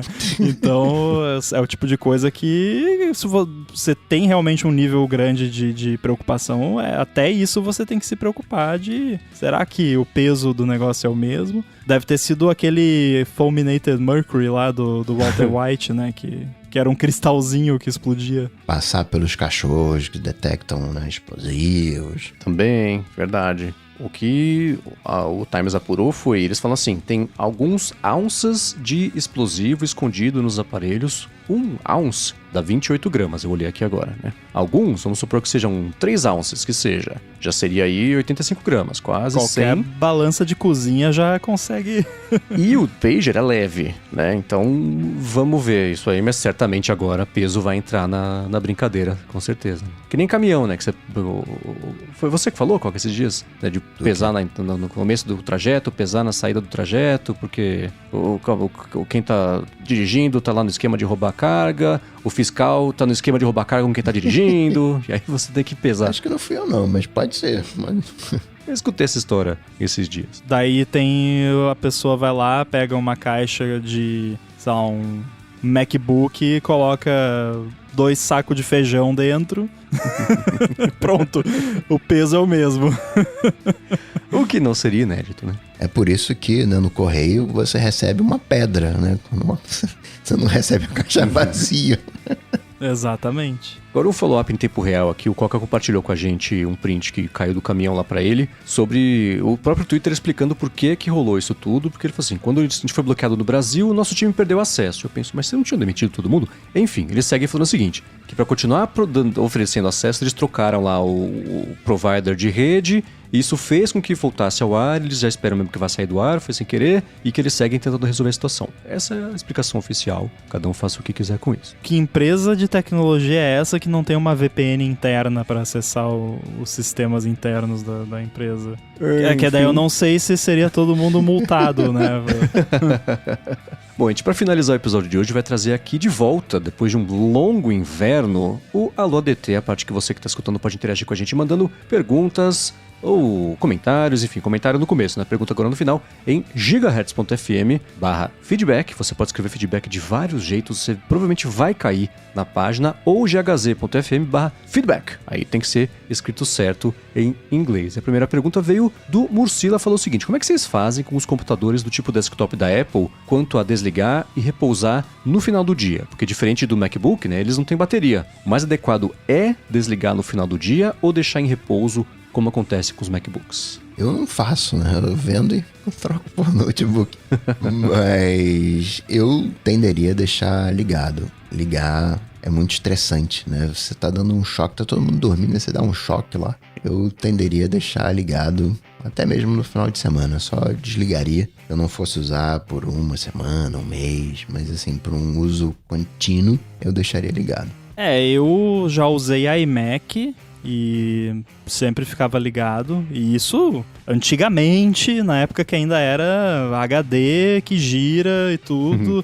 Aí, por um bom tempo, quando eu já estava bastante profissionalizado, tanto na época eu ainda trabalhava com vídeo e tal, eu tinha um no-break, né, um no-break bacaninha ali, porque aí se tivesse uma queda de energia, dava tempo de desligar, bonitinho. Hoje em dia, eu tenho um Mac Mini aqui, mas ele é basicamente um servidor e, cara, ele fica sempre ligado. E, deu queda de energia, ele reinicia e tudo bem, é isso. E tá aqui há mais de 2 anos e até agora não estragou. Então, particularmente, acho que já passou a época de ter que se preocupar. A não ser que a energia elétrica aí onde você mora seja horrível, aí, né, não tem nenhum tipo de proteção na entrada da casa, né, tal. Mas se for uma rede elétrica bacana, ok, acho que dificilmente você vai ter algum tipo de problema. Claro que se você quiser extrair o máximo de vida útil possível, imaginável, beleza, desliga e tal, mas na boa, não vale a pena, porque você vai se desfazer dessa máquina muito tempo antes dela estragar, muito provavelmente. Ar-condicionado a gente não desliga, televisão a gente não desliga, o Wi-Fi a gente não desliga quando sai de casa, geladeira a gente não desliga, até fogão a gente não desliga. Não, o computador tem que desligar. Deixa eu dar. Sabe o que eu desligo? Que agora a gente vai ficar 2 semanas fora. O que eu desligo? Registro de água. Isso eu desligo. Que eu morro de medo de estar fora e explodir um cano e encharcar o apartamento inteiro enquanto eu tô fora. Isso eu desligo, porque eu tenho muito mais medo de dar problema disso do que qualquer outra coisa. Mas agora, me digam uma coisa, porque eu percebi recentemente, me digam se isso é uma experiência única. Única não, porque nenhuma experiência é única, mas se é uma coisa mais da minha família, talvez porque meu pai trabalhava com manutenção de equipamentos eletrônicos, mas a gente tinha uma cultura, quando eu era criança, e enfim, tipo, vai começar a chuva com raio, corre desligar tudo da tomada, pra não estragar. Vocês tinham isso? Tem, porque depois que eu mudei e passei a morar sozinho, eu não desligo mais nada. Fica ali, se queimar, queimou. A empresa de energia que pague. Eu fico numa situação complicada pra falar sobre isso, porque nunca aconteceu de queimar nada. O que quer dizer que é óbvio que agora que eu falei isso, vai dar 2 semanas, vai bater uma coisa aqui e vai queimar alguma coisa. Mas não. Eu sei que tem gente que desliga, talvez até o certo já fazer isso, mas não. Eu nunca desliguei. E sempre foi ok. Nunca tive problema com... Eu acho que, na verdade, com os meus pais aconteceu uma vez de queimar alguma coisa no ar-condicionado. Mas é a única história que eu conheço de primeira pessoa que eu vi que isso aconteceu. Mas eu mesmo, se tá caindo raio, tá caindo raio. Na nossa casa lá já aconteceu, eu lembro. Mas é que anos 90, da rede elétrica não era aquela coisa, né? Não tinha nenhum tipo de proteção na entrada da rede da casa, era só a chave geral lá e pronto, né? Não tinha fio terra em nada, não tinha para-raio, nada. Então, aquela coisa, bateu um raio no poste ali, queima tudo, né? Então, mas aqui, tem para-raio, tem terra, tem aqueles esquema que filtra ali, que protege na entrada, que o negócio queima pra não queimar, né? Tipo um fusível invertido, enfim. Então, sei lá, já bateu o raio perto aqui, já caiu energia, já deu tudo que é coisa e nunca queimou nada. O que quer dizer que também, né, vai... Sim, já teve umas 2 vezes que começou... Sabe quando, tipo, aquele temporal que o relâmpago ele chega a ser branco de tão perto que tá e não dá nem 2 segundos entre o clarão e o barulho, aí nessas vezes eu tiro a minha standing desk da tomada, porque nela tá ligado tudo de mais caro que tem aqui nessa casa. Ok. E aí, né, Studio Display, Mac Mini e tal. Inclusive, eu nunca me dou o trabalho de desligar o Mac Mini gracefully. Eu arranco da tomada mesmo e é isso. Aí queima, né? Exato, isso que eu pensei, eu não queria falar nada. Tem o capacitor ali, o capacitor serve pra isso. Mas na época que eu usava iMac, eu também só botava no sleep ali, não desligava não. E é engraçado que algumas pessoas desligavam, então tinha todo o ritual de toda manhã, você escutar o pam de uma pessoa, alguém chegar, e acusava que hora que a pessoa chegava, né? Falei, cara, não é possível você estar chegando agora, são 11 horas.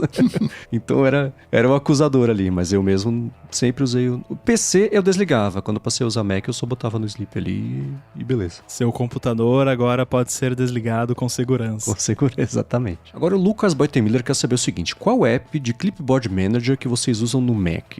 Eu uso, ele segue, né? Eu uso o Mac MACCY, já tem 2 anos, mas percebi que ele tem algum problema com o uso de memória RAM, sendo comum consumir de 2 a 3 GB com alguns poucos dias sem fechar o app, né? Ele falou que só usa 30 entradas de histórico ali, já tentou reinstalar, não resolveu. Procurou no GitHub e esse é um problema conhecido desse app, então ele está disposto a trocar. Ele quer saber sugestão, né, que a gente tem e dá preferência para alguma coisa simples, estilo esse Mac mesmo, podendo ser pago ou gratuito. Primeira coisa que eu vou recomendar, não é um gerenciador de clipboard, é verificar essa questão do uso de memória. Eu não sei qual é o Mac que ele tem, mas principalmente Macs Apple Silicon, o negócio de memória é complicado. Você só olhar ali no Activity Monitor quanto de memória um app está usando não é necessariamente representativo. É tipo o espaço em disco do APFS, né?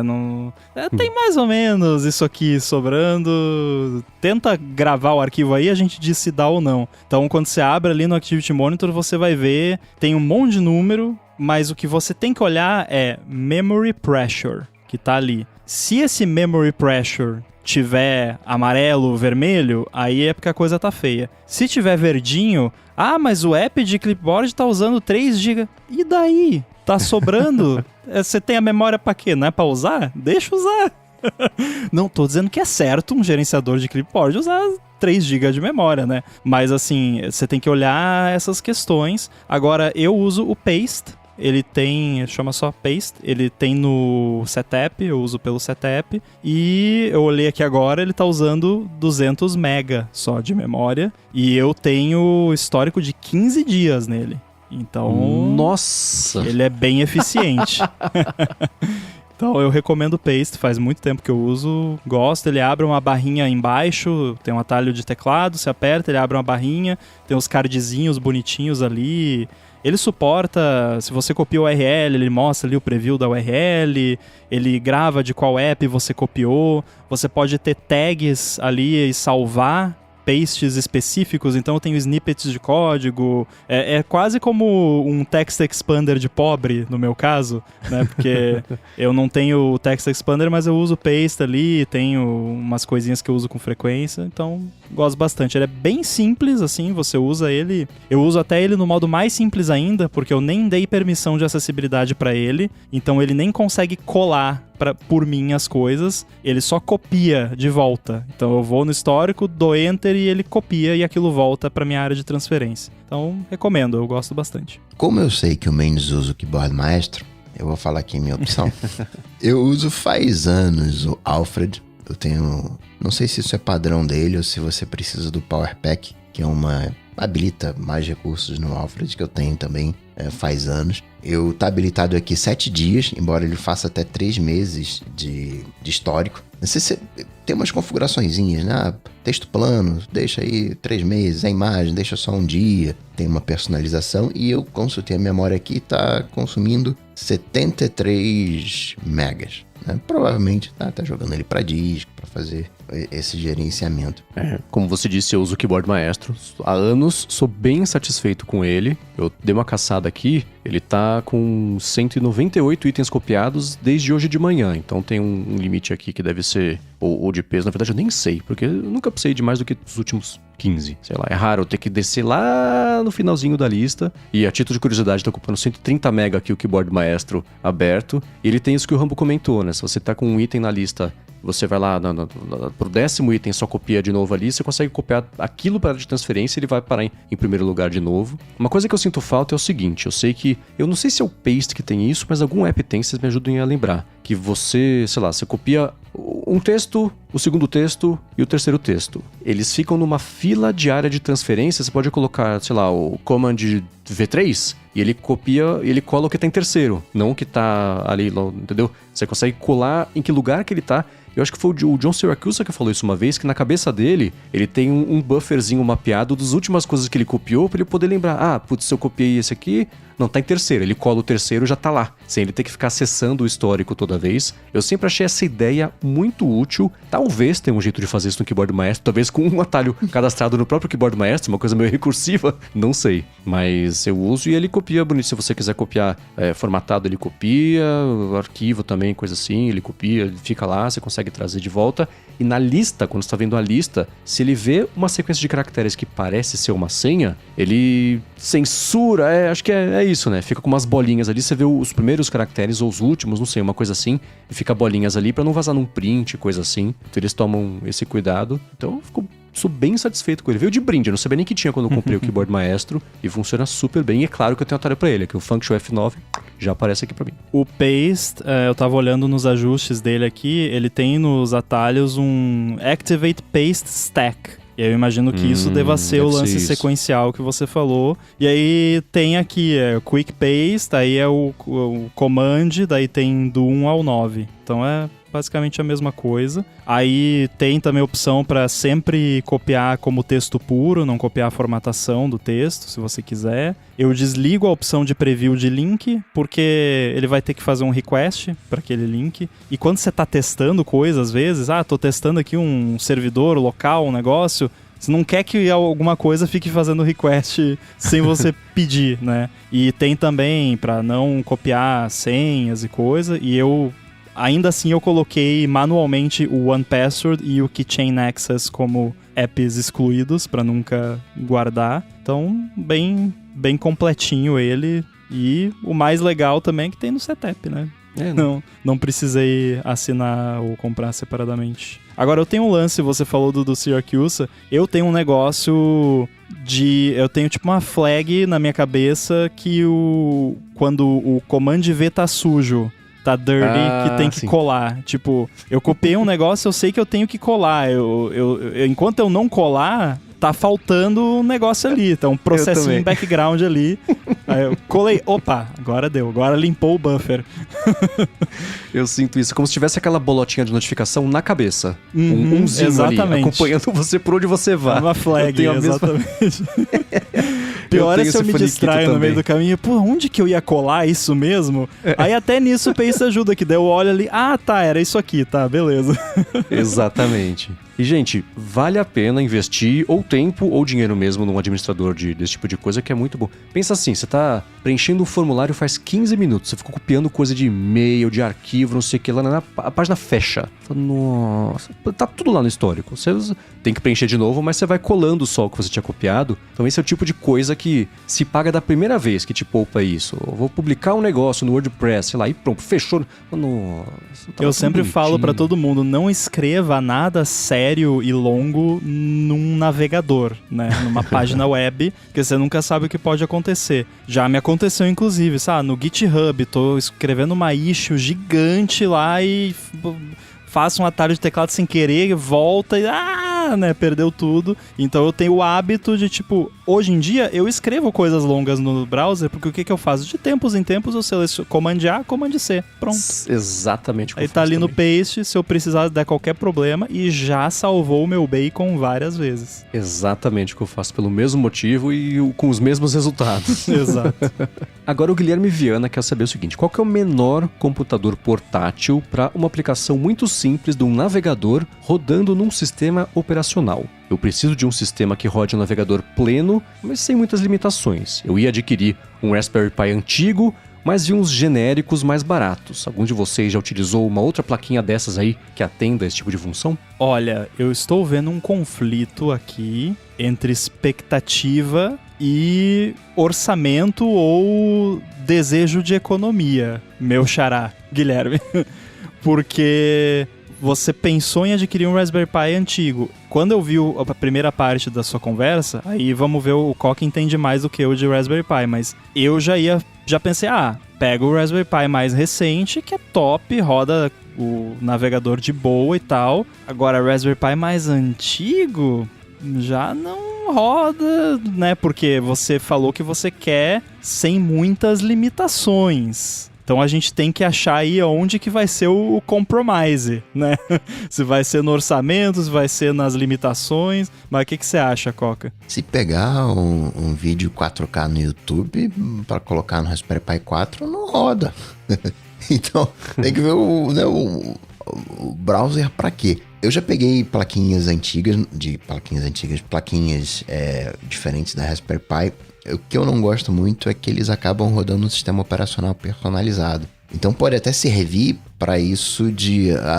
eu quero um browser. Então vai ter lá o browser e vai funcionar lá, mas eu preferiria Raspberry Pi até para passar para frente e tudo mais. Agora com um Pi 4, acredito que é o mínimo ali para você ter um navegador pleno. Num Pi 3 você vai ter um navegador pleno? Vai ter um navegador pleno, mas você vai ter não roda tão liso quanto no 4, dependendo do que você... Por exemplo, você vai querer um WhatsApp web. No Pi 3 não vai ficar legal. No Pi 4 fica legal. Então, né, esse sem muitas limitações é que fica difícil, porque qual é a aplicação que você vai rodar ali? Se for um simples... Se você estiver usando o browser como um simples wget da vida, se é para baixar um conteúdo, pinçar uma informação, aí vai de Pi 3. Mas se é uma coisa um pouco mais dinâmica, uma coisa um pouco mais com inteligência, o Pi 4 já é o mínimo que eu diria. O problema é que o simples é complicado aqui, né? Porque são muitas contradições, né? Porque se é simples, então naturalmente a gente imagina que aceita algumas limitações, né? Mas você falou sem muitas limitações, então pode ter algumas limitações. Mas depende quais limitações, né? Se for a limitação, não vai rodar vídeo 4K, beleza, né? É aceitável não rodar vídeo 4K, né? Agora, você, sei lá, quer usar como se fosse um Chromebook, vou usar ali Google Docs, Google Sheets, vou fazer apresentação no Google Presentation, whatever. Se for um Pi 4, um Pi 5... O 5 eu acho que vai liso, assim, agora 4 mais ou menos, 3... É porque essas aplicações são simples na superfície, mas é basicamente quase um sistema operacional rodando no navegador, né? E o navegador não é exatamente a plataforma mais eficiente para rodar um sistema operacional. Então, tudo vai, como sempre, depende muito da aplicação exata que você quer, mas dá. Depende do que você quer fazer, mas dá. Quem tiver dicas complementares, gigahertz.fm/feedback. Agora, o Aldo Ferreira quer saber o seguinte: gente, por que os valores das assinaturas que constam na página do Apple na App Store nunca, em caps, refletem os valores reais? Já desisti algumas vezes de comprar um aplicativo por não querer arriscar numa roleta russa de preços que vai de $1,99 até $399. É porque ali na loja você tem todas as opções, mas você não tem as opções que se referem a você.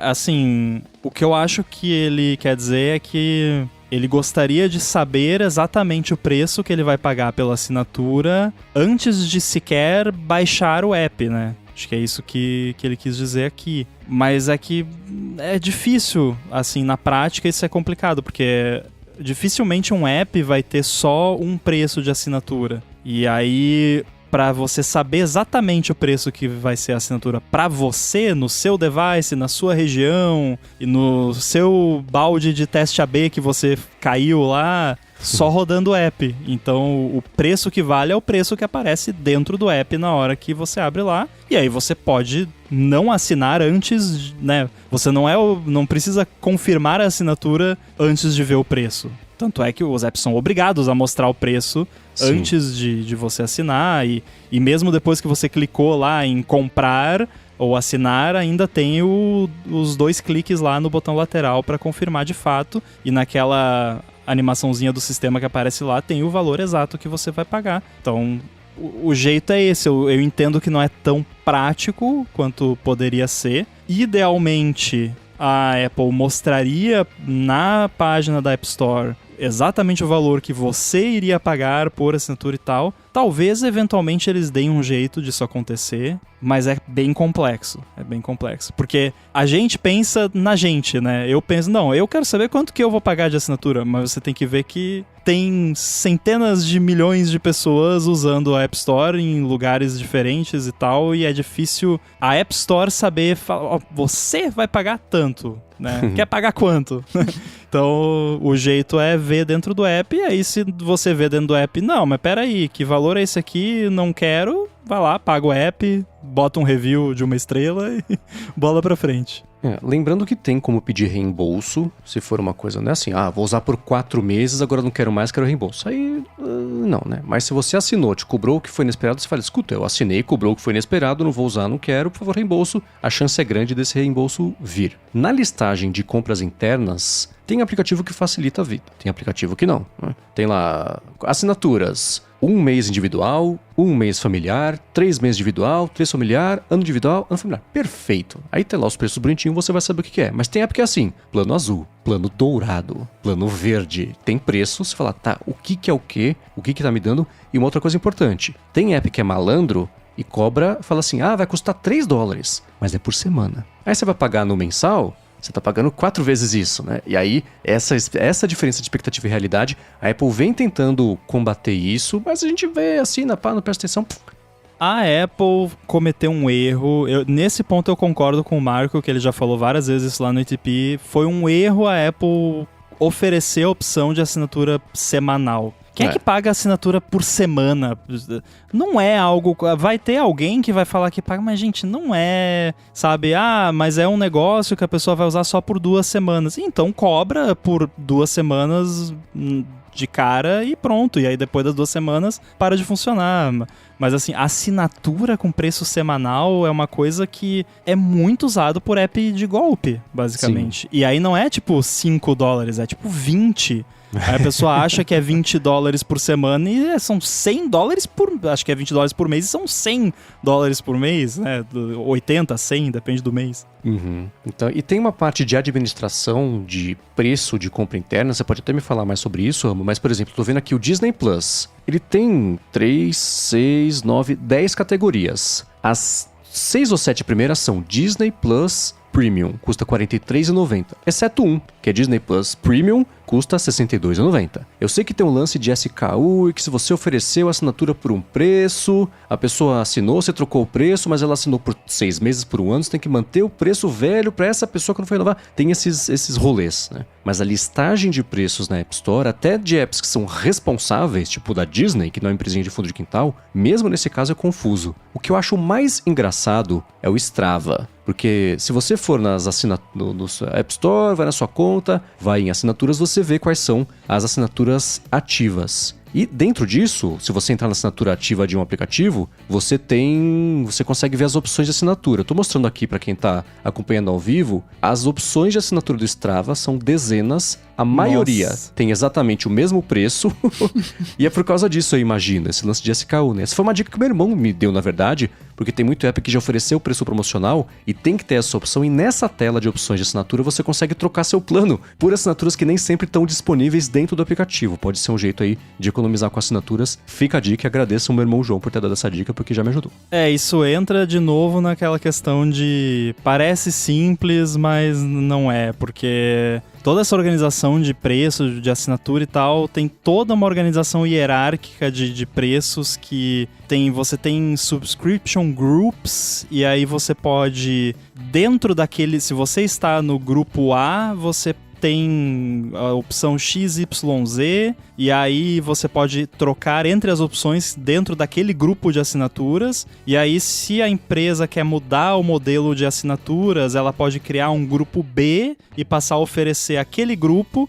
E aí, se você assinar a partir do momento que aquele grupo entrou no ar, você só vai conseguir trocar para as assinaturas daquele grupo B. Mas, como é complexo gerenciar isso, tem apps como, por exemplo, o Strava, aparentemente, que só vão colocando mais e mais assinaturas e deixa tudo lá mesmo, e quem quiser assinar, assina.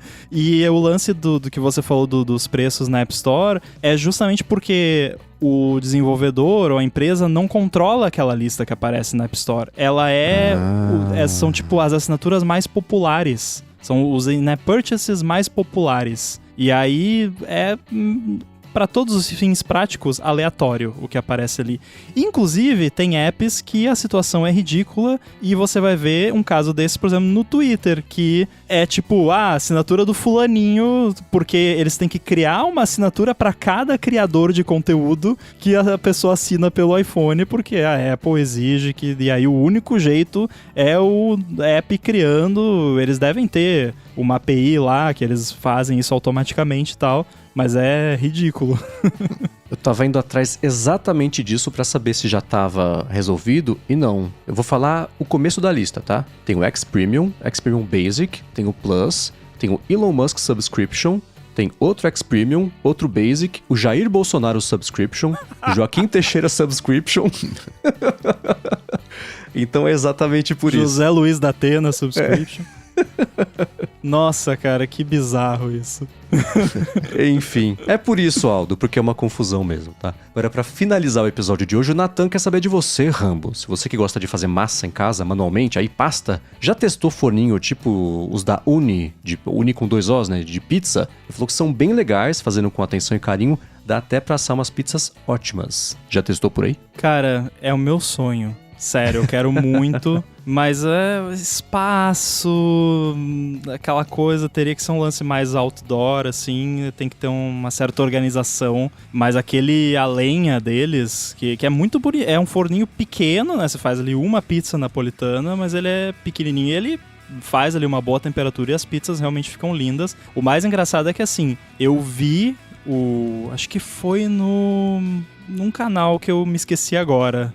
Acho que foi no Cooking with Babish, talvez, que ele faz lá vídeos de culinária. Acho que talvez lá eu vi propaganda do Uni. E acho que nem era propaganda, na real. Ele já foi patrocinado, mas ele fez um vídeo que ele fez pizza e fez no Uni. E eu vi, nossa, mas que coisa linda, um forninho pequenininho e tal. E aí eu comentei com o John, que faz o Stack Trace lá comigo uma vez por ano, aparentemente agora. Tá que nem o Papotec. E aí eu comentei com ele e o John comprou o Uni. Eu não comprei ainda. Mas o John tem o Uni. E o mais engraçado é que, assim, a primeira vez que ele foi fazer pizza, ele veio todo decepcionado me contar que, não, acho que não é pra mim esse negócio, eu vou devolver esse forno, não sei fazer pizza, não sei o quê. Daí eu incentivei, não, vai, continua tentando. As primeiras vezes que eu fiz também deu tudo errado. E porque assim, eu fiz... Porque eu fazia no forno a gás mesmo, em casa. Daí eu comprei uma pedra de pizza, que daí você deixa meia hora dentro do forno lá, ela fica bem quente.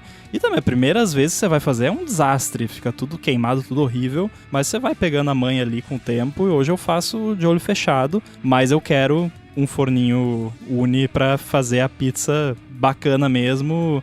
O negócio da pizza é botar no forno, ela quase incinerar com a temperatura e você tirar em 5 minutos, né?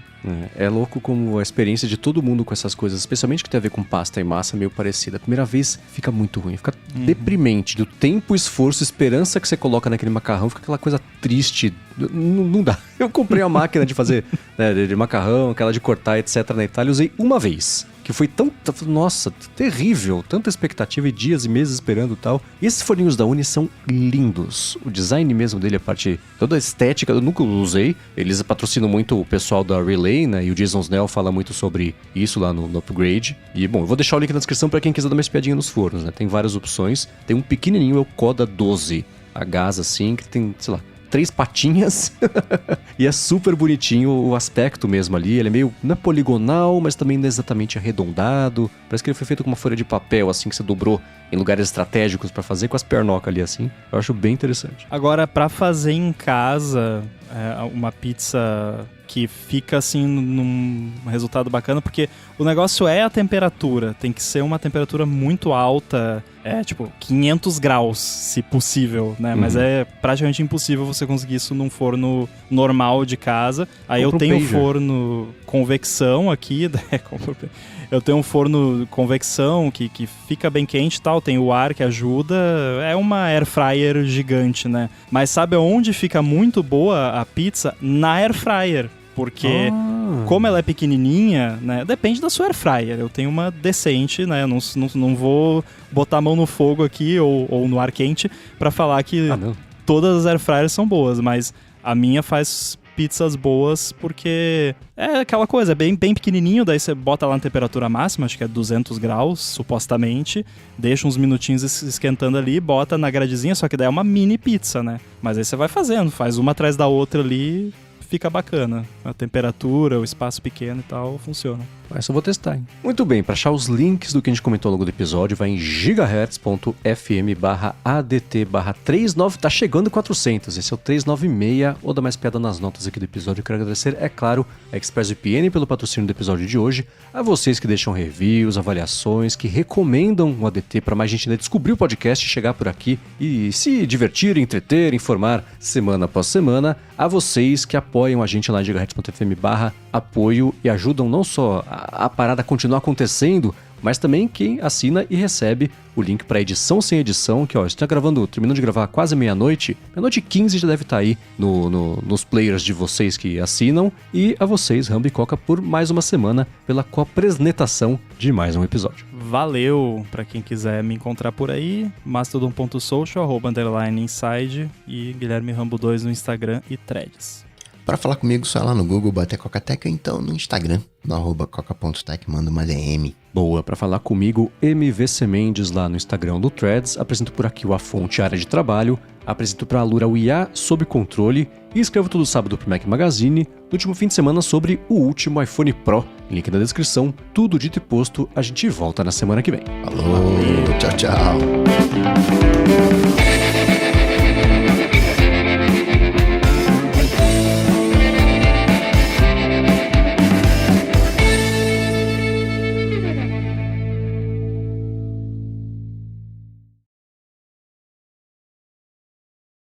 Eu tenho mais medo de uma sequoiada do que do estrinhar de hoje. Eu nem cheguei perto do Sequoia. Eu vou chegar perto na hora que tiver Apple Intelligence, só pra instalar o update com nada novo. Nada não, né? Tem um iPhonezinho, pô, de notificação. Ok. Nada que eu precise e quero, assim, né? E me ferrar de graça? Não. Se eu for me ferrar, vai ser pelo menos tentando usar o Apple Intelligence. Eu instalei o Apple Intelligence. Eu instalei o 18.1 no meu device principal, depois que eu vi que tava ok, né? Uhum. E acompanhando também, fuçando ali nos betas, eu percebo que o 18.1 é igual ao 18 com Apple Intelligence. Tipo, não é... mudou tudo. Então, eu acho que tende a não ser muito quebradiço em outros aspectos. Tipo, a parte do Apple Intelligence pode ficar bugada, mas o resto não tá sendo mexido muito. Então, eu fiquei mais tranquilo, instalei. E aí, inclusive, eu descobri uma coisa que vai ficar aqui como uma dica exclusiva para quem está acompanhando a live, para quem está vendo depois a versão não editada. Eu tenho ligado... Na verdade, eu tinha ligado no meu Mac Mini, que fica sempre conectado aqui, aquele esquema de cache, né, do iCloud e tudo mais, que é maravilhoso, recomendo. Porém, eu descobri que com isso ligado, pode dar ruim no negócio do Apple Intelligence. Porque eu liguei, eu instalei o 18.1 no meu iPhone principal, fui lá, habilitei o Apple Intelligence e tal. Aí, isso foi anteontem à noite. Aí, apareceu, o iPhone está baixando o suporte para modelos locais do Apple Intelligence. Ok. Fui dormir, ficou carregando de noite e tal. No dia de manhã, peguei, agora já deve ter Apple Intelligence, né? Fui ver, não. Seu iPhone está baixando. Não. Aí eu pensei, mas que coisa. Deixei. Daí, mais umas horinhas, olhei, Seu iPhone estava... Conectei no Mac, abri o console, fiz uns filtros lá, olhei. E aí eu vi que tava... O download tava num IP, um endereço de IP local da minha rede. Aí eu lembrei, tem um negócio do... E aí eu fui, enfim, eu fiquei vários minutos queimando os olhos, analisando aqueles logs, e aí eu vi lá do Asset, Receipt, tinha um erro lá que, tipo, a assinatura do negócio não tava batendo, provavelmente porque o meu Mac Mini aqui tinha em cache uma versão de 2 semanas atrás do negócio e já mudou, a Apple não assina mais, porque esses assets de Apple Intelligence, eles têm assinatura, é bem complexo, é cheio de frescura. E provavelmente o esquema de cache do Mac não tá preparado para isso, e eles meio que esqueceram de virar a chave lá para falar, não faz cache disso aqui que não funciona. E aí eu cheguei à conclusão que era isso o problema, fui no meu Mac, desliguei o Content Caching lá, reiniciei o meu iPhone, questão de 5 minutos deu lá, a Apple Intelligence está pronto. Quer dizer, se alguém tiver um problema parecido, vê se não tá ligado o Content Caching no Mac, que é maravilhoso, eu recomendo, mas no momento de beta de Apple Intelligence não é uma boa escolha. Essas coisinhas que eu tô tentando evitar, que nem saiu hoje, né, saiu um bug que se você mandar um watch face pra alguém por iMessage, a pessoa for responder num thread, trava o iMessage e explode, você não consegue mais usar, tem que deletar toda a conversa. Você tem que apagar o thread. Cuidado se mandar pro teu pager então, hein? Então essas bobeiras assim, o que foi? Também os AirPods, eu não sei como é que tá de vocês, mas os AirPods Pro, depois do update mais recente de firmware, estragou completamente o lance dele nivelar o volume de acordo com o barulho externo. O meu lado esquerdo ele fica abrindo e fechando, assim, só ele, fica recalculando o tempo inteiro um barulho novo, tá bem ruim. E alguém até mandou um feedback sobre isso pra gente. Tô torcendo pra... E é isso, coisa que eles não testaram antes, né? Com um volume grande de pessoas. Um problema que eu tenho, mas já faz algum tempo, parece que se dá um barulho muito alto, os AirPods se assustam e desmaiam, assim. E geralmente isso é só de um lado. Porque já me aconteceu algumas vezes de, tipo, ter algum barulho muito estridente de um lado, tipo, sei lá, o Yoshi latindo loucamente do meu lado, e aí só tá pegando mais um dos AirPods, aí aquele meio que entra no modo de proteção ali e chega um ponto que ele, tipo, e desliga, né? Você percebe que ele desligou e reiniciou, tipo, nossa, dá um crash nos AirPods por causa do barulho muito alto. Isso nunca aconteceu comigo. Mas o que tem mais de estridente aqui por perto são as 10h30 da manhã que os cachorros de alguém do bairro aqui saem pra passear e parece uns ratos latindo. Agudo pra caramba. Nossa. Até a gravação esses dias do Rafold dava pra ouvir. Eu moro no 15º andar. E ainda assim dava pra ouvir bem. Parece na janela aqui. Eu tenho outro problema relacionado a AirPods também, que eu não ouvi ninguém falar disso, mas eu não sei se é o meu setup específico ou o que é. Mas desde que saiu o Sonoma, que tem um novo sistema lá de screen sharing, bem melhor e tal, se eu tô usando AirPods e eu conecto via screen sharing em um dos meus Macs, os AirPods entram e começam a fritar e fica... E é um barulho muito alto. Tipo, a primeira vez eu tomei um baita de um susto, assim, joguei longe os AirPods. Nossa. É horrível. Pro 2, enfim. Qualquer AirPods. Você tá de AirPods, eu abro o screen sharing de um Mac que tá na rede local, dá alguma interferência entre Wi-Fi e Bluetooth que ele fica... Nossa. Horrível, horrível.